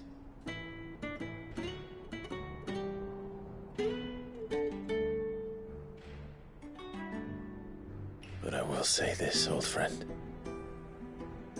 Hugo Cooker is gone. His shadow looms over us no longer. It's a pity the Phoenix can't be in two places at once. If he'd have been with us, maybe he could have done something for the lost. phoenix can bring people back from the dead. Life has a beginning and an end. So we must live while we have the chance. And not as slaves to the crystals, but as free men. May we join you?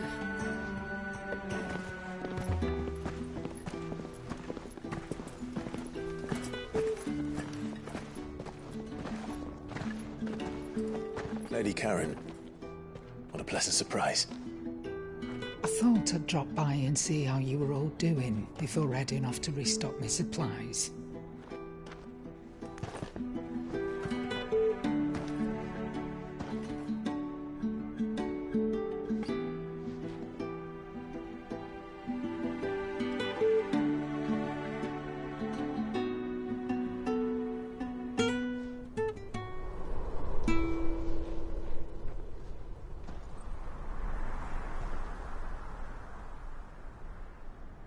It wasn't the most scenic view back then, but it were never as bad as this.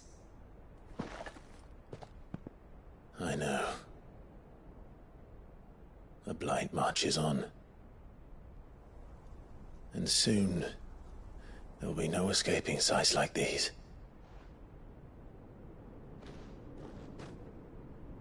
So our mission remains unchanged. We cannot stop until every Mother Crystal is gone, and their thirst for ether with them. The only one that remains in Storm is Drake's tail in the Crystalline Dominion. Our next target. We're going to Twinside. It's the capital of the Empire these days. I wouldn't like to think how tightly guarded they've got the place.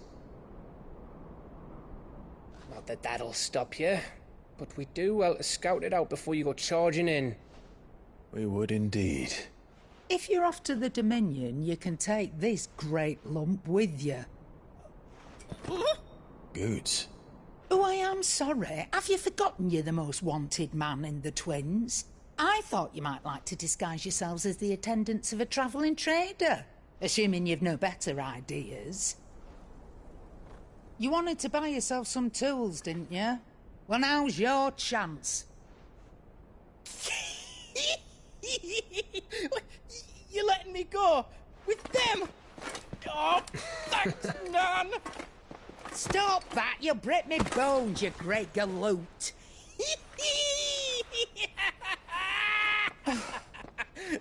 There's a caravan that runs back and forth between the Dominion and the Bocklad markets.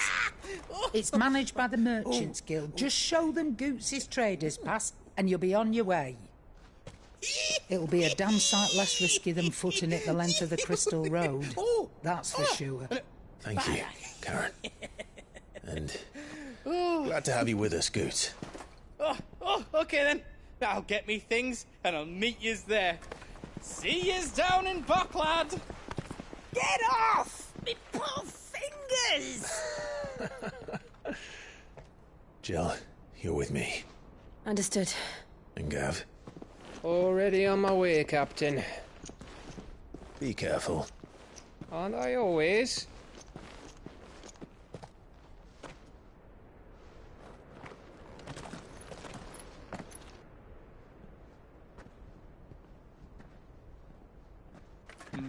Do you see that, Sid? Your protege's making a proper little outlaw of himself.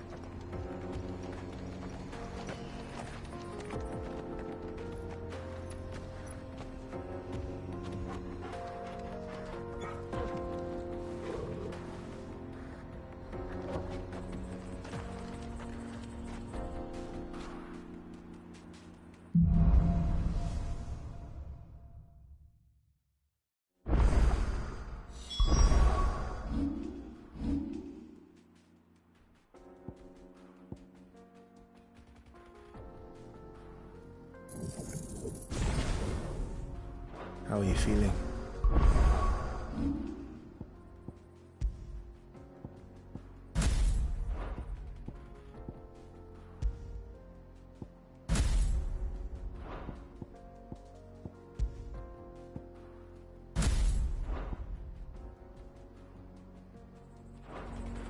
Better. Thanks to Taya. I'm glad to hear it. And Torgal helped too. Didn't you, boy?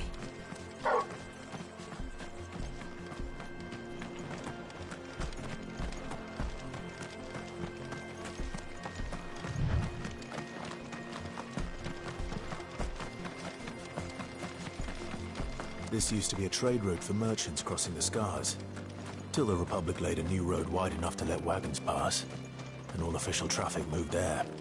Leaving this one for those living outside the law. Indeed. I doubt we'll be the only outlaws on the trail today.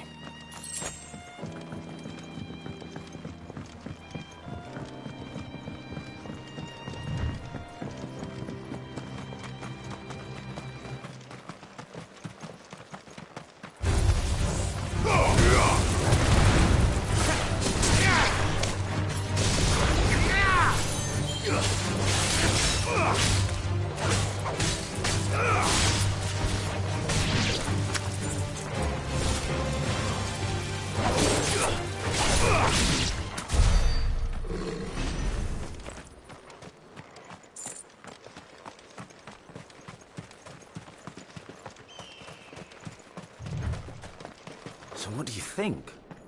That we'd be lucky to make it out alive. Really? It's as bad as that? Oh, aye. There's trouble up ahead. And too much of it for us to handle. I take it there's danger on the road. Oh, what about this fearsome-looking fellow? You think he'd be equal to the task? Oh, no doubt. Assuming he's willing to hear us out. Well met, friend.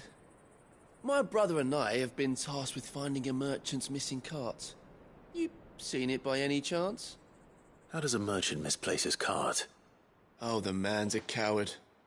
When he thought goblins might come a-snarling, he ran, leaving his livelihood abandoned in the pass. He sent the two of us to fetch it, but it's gone. Now, I'm not much of a thinker, but I know the work of thieves when I see it. My brother's right on all accounts. And by my estimation, the bastards are lying in wait just down the road. We may have seen our share of action, true, but we've not got the skill in arms to boldly brave an ambush. You, however, have the look of a man who needn't fear a band of backwater ruffians.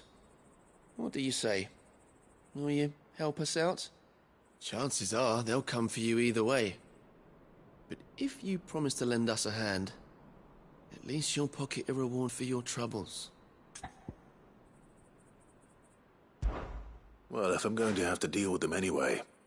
You've clearly got a fine head on those broad shoulders. We're lucky you came along.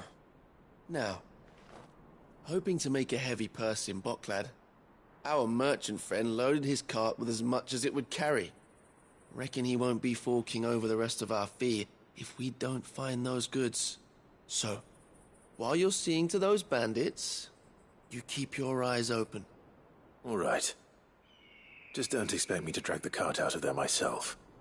No. You can leave the cart to us. You just put an end to those bandits and point us in the right direction. You do that, we'll take care of the rest.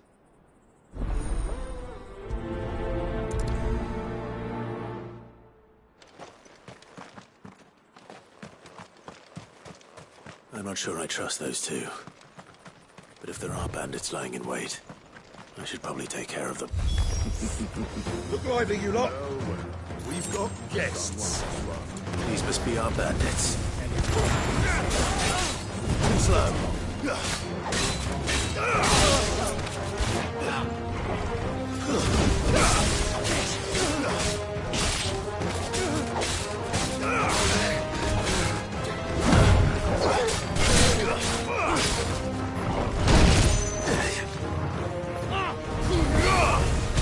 Nice try.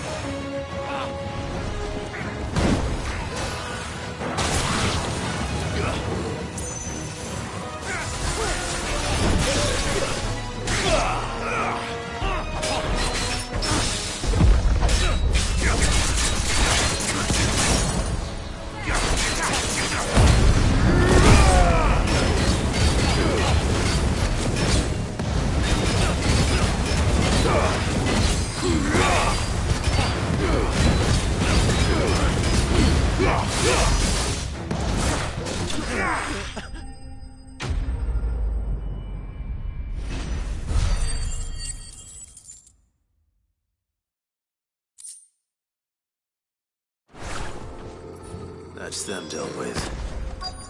Now, where's that cart?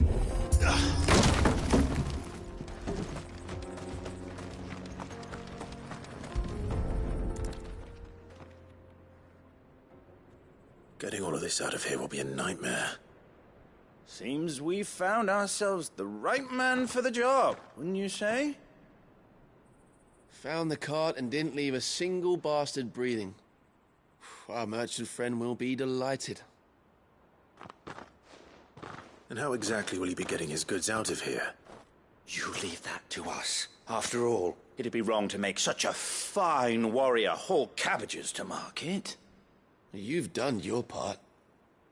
And that's all you need to worry about. Here.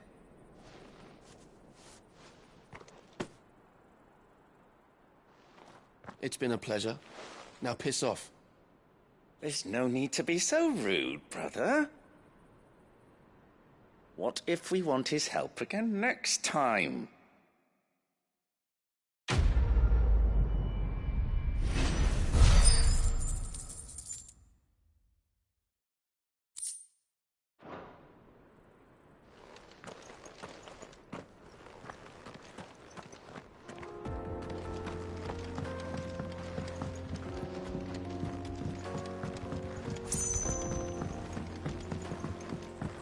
I see the Dalmex lag behind Rosaria when it comes to bridge building. The fallen ruin should hold, at least.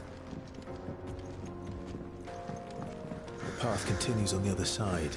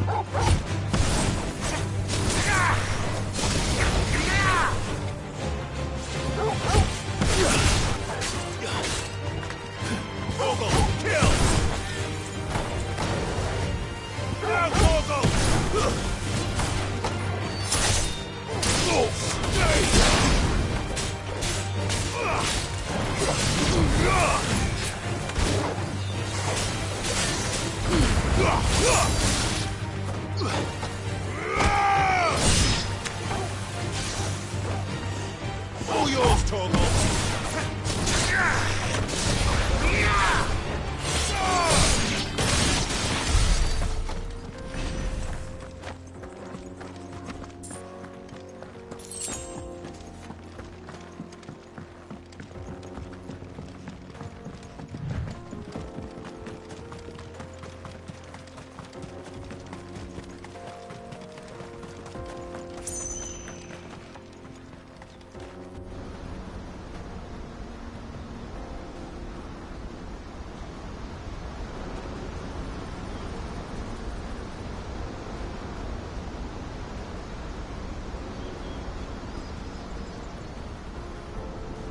So this is Zemeckis. The land of the gods. It's even more impressive than I imagined.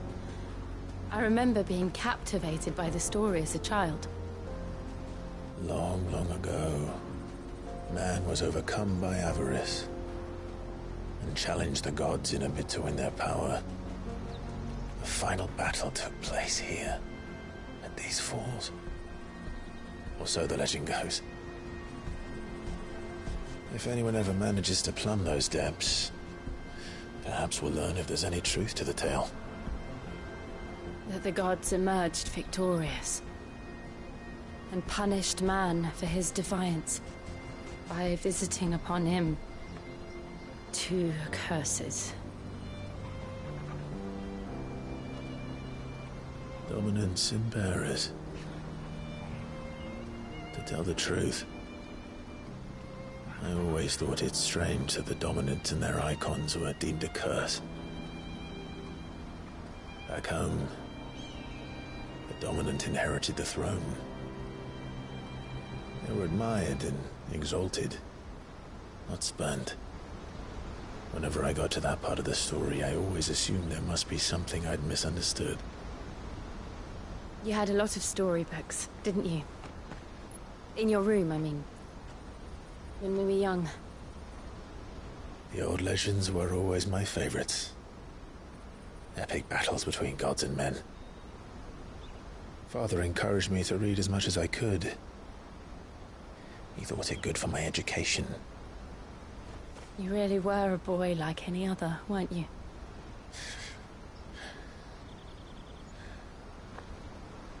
Just look at this place. It's enough to make you believe the legends are true. I know.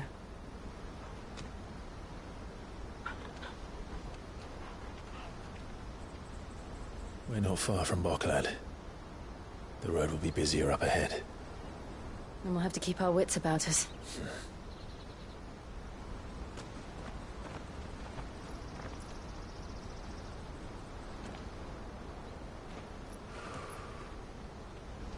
Clive? Something wrong? Nothing. It's nothing.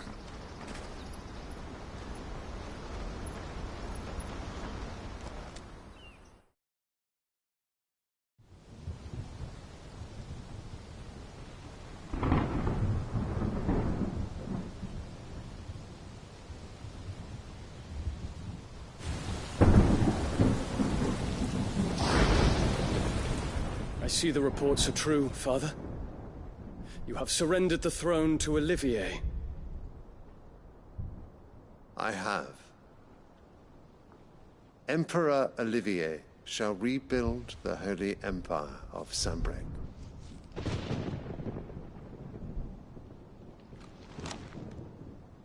How is he to rule an empire? He is but a boy. I shall advise him until he comes of age. Father, please. Or for as long as I am able. The empire we seek to build needs young blood to rule it, and I can think of none better suited to the task.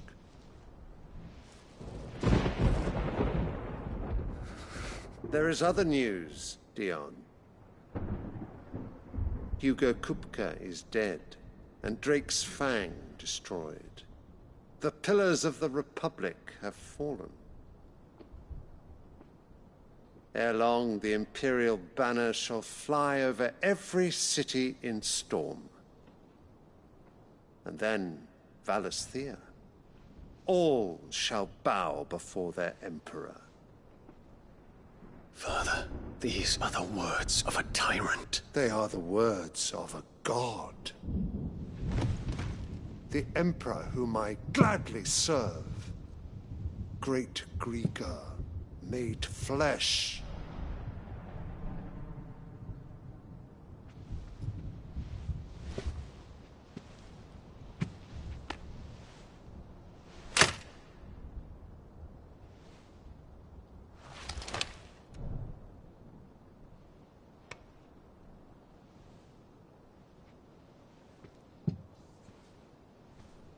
Return to your camp, Dion, and ready your forces. It is time to show the world the true power of Sanbreque. Father. I find you much changed. Is this truly the path you wish to tread? Or are these the ambitions of another? Of Ultima, perhaps? What nonsense is this? I speak my mind, and my mind only. Though I do owe Annabella thanks for reminding me of certain truths regarding the nature of nations, of rulers, and of the divine. You would trust the words of this traitress? She betrayed her country. She slew her husband. You have ever been an invaluable servant to Sambrek, Prince Dion. I trust you will continue to serve your Emperor in the wars to come. Canker! Silence! Insolent wretch! You will bend the knee. All else is heresy. Sire, forgive me. This audience is over. Come, your radiance. The Rowena Syndicate awaits your pleasure. Oh, not another meeting with silly old men. They're so boring. I'm hungry, Father. Can't we have luncheon instead?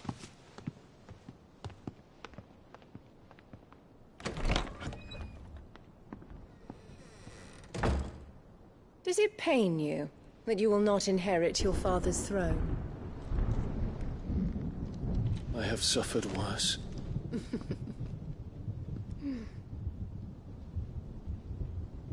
Count your blessings, Dion. For a base-born child to be chosen by Bahamut is miracle enough.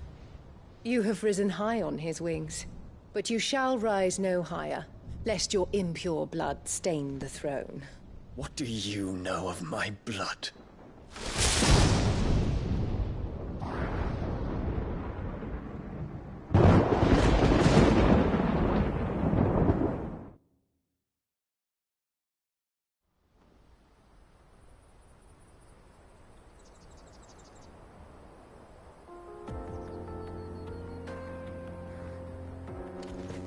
The Boklab markets are to the north. We just need to hug the coast.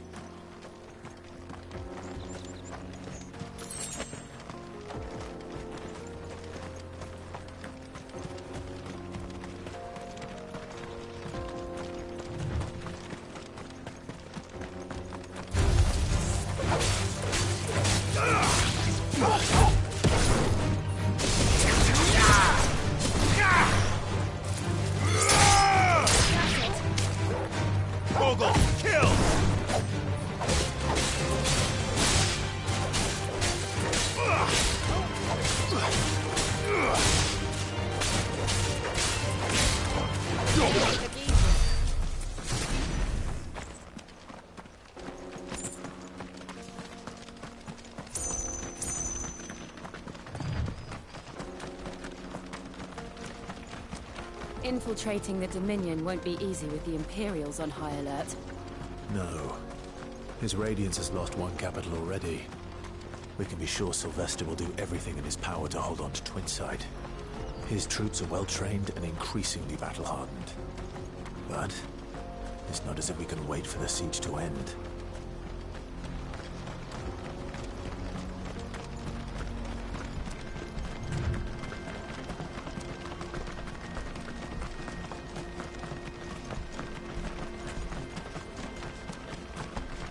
More refugees. And they're all making for the Crystalline Dominion.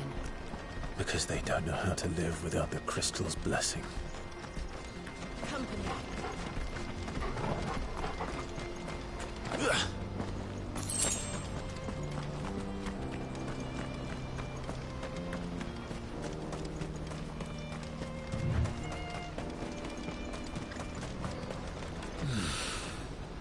Boklad. Finally. There are no crystals here. This is where we're supposed to meet Goots, isn't it? That's right. He said he'd wait for us here after replenishing his supplies. I dare say he'll have finished by now. Best service. What do you think, girl?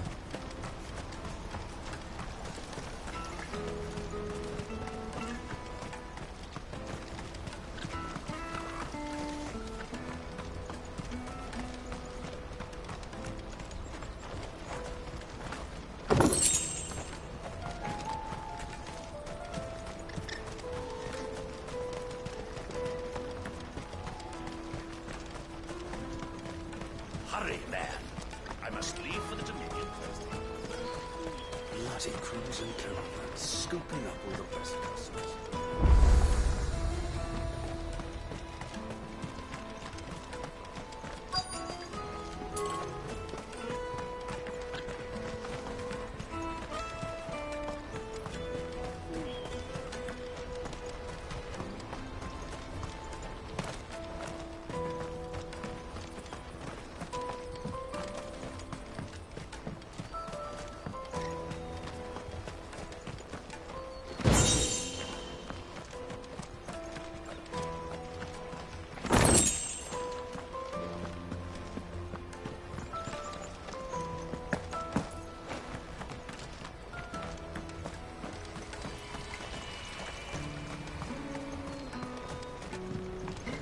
hear the brothers found another victim.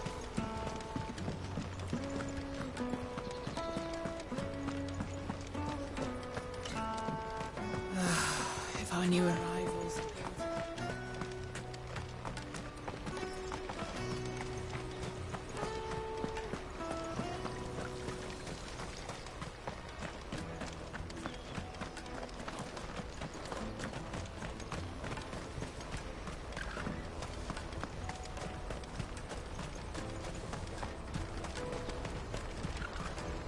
Well met.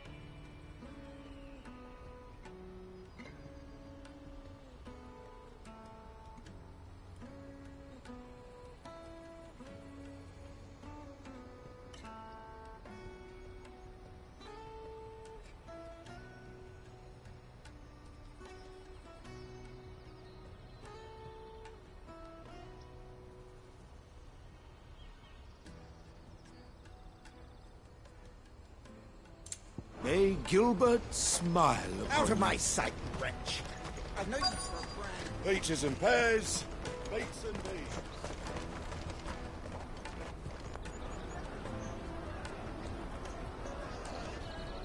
Wonders from across the water. Come one, come all. Feast your eyes. Good sir, can I interest you in...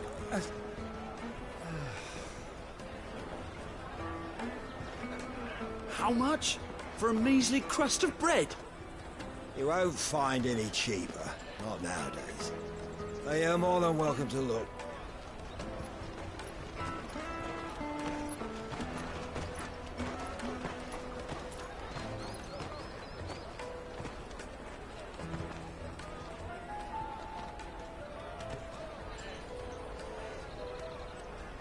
The Empire's unlawful and illegitimate occupation of the Crystalline Dominion is still in effect. Only those whose business in Twinside has been officially approved by the Republican Army will be permitted to cross the border. All who seek entry are to form a line and ready their documents for inspection. It looks like we aren't the only ones who are eager to leave. And they're checking everyone. Can't you make an Not for the likes of you. We won't get through without that pass. Let's go in and find Good, shall we?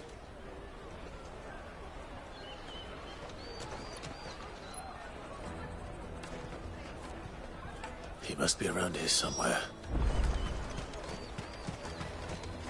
You won't find anything of this quality in Twinside. You should come with me to the Dominion.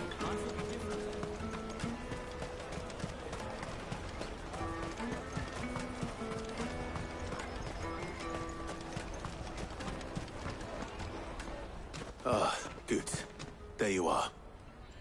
Clive, I'm so sorry. Don't tell Nan, will you? Slow down, Good. Just tell us what happened. It's me trader's pass. It's gone. We cannot ride the caravan without it. We won't even be able to get through the flipping checkpoint. Do you remember when you last saw it? It was in my pocket a minute ago. Then a bairn bumped into me and... Yeah. You don't think that they might have nicked it, do you? It wouldn't surprise me. A busy market like this is prime territory for pickpockets. So, to get the pass back, we need to find this child. Where would we even start? I know where! I've got a pal in Bocklad who might be able to help us.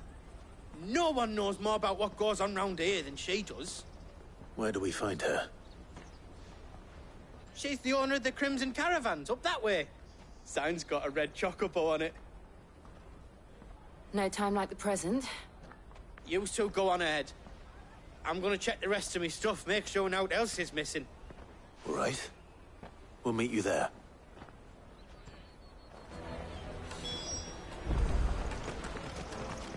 Let's keep an eye out for this red chocobo, then. And the other on our purses. It's next to the checkpoint.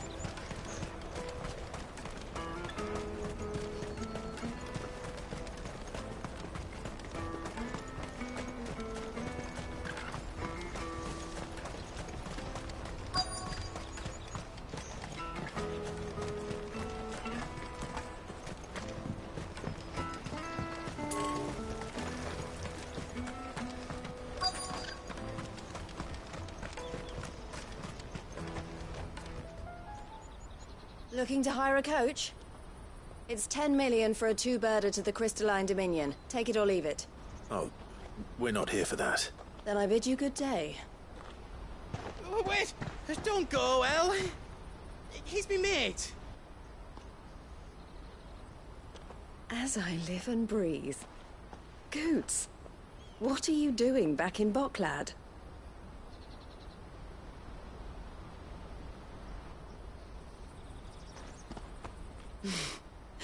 I gather Lady Karen didn't send you.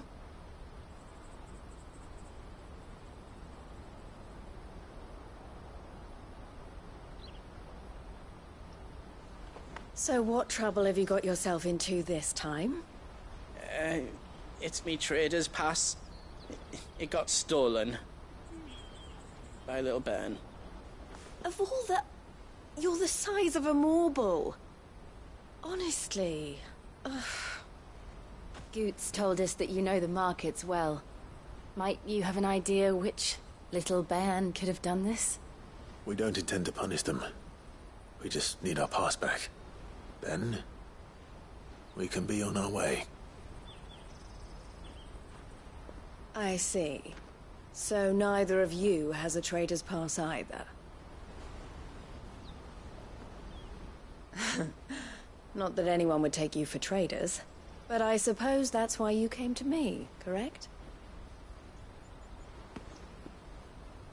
Now, I can't say for sure who took your pass, but I suspect I know why they did it.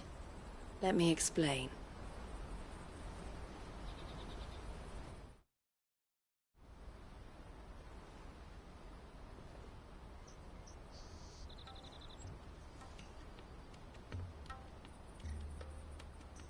Ever since the Fist marched on the Dominion, the Republic has been clamping down on any commerce that might aid the Empire more than it does us.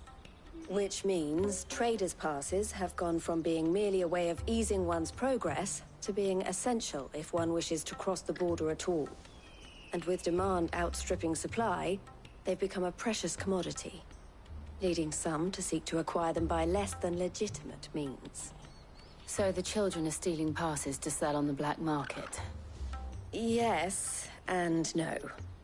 Passes are inscribed with the names of their owners, and yet none of the victims' names have appeared on the register of those passing through the checkpoint. Which means? That someone is doctoring the stolen passes. The same someone who is encouraging the children to steal them. And the same someone who has Goots' pass, no doubt. Whoever they are, they're ruining the livelihoods of honest merchants, which is why we've decided to take a stand. Will you stand with us? You want to get your pass back, and we want to ensure that no more are stolen. Catch whoever's behind it all, and 2 birds shall be slain with a single stone. Is there any other way of getting to the Crystalline Dominion, Goots? They won't let you in if you're not with the caravan. It's that, I don't know, try swimming across the strait. But the guards will definitely spot you if you try and do that. Like, we don't want to get spotted, right? So either we find the people who took the pass, or give up all hope of entering the Dominion. All right. We'll help. Thank you kindly. But I don't know your name. Eloise at your service. Clive. A pleasure doing business with you, Clive.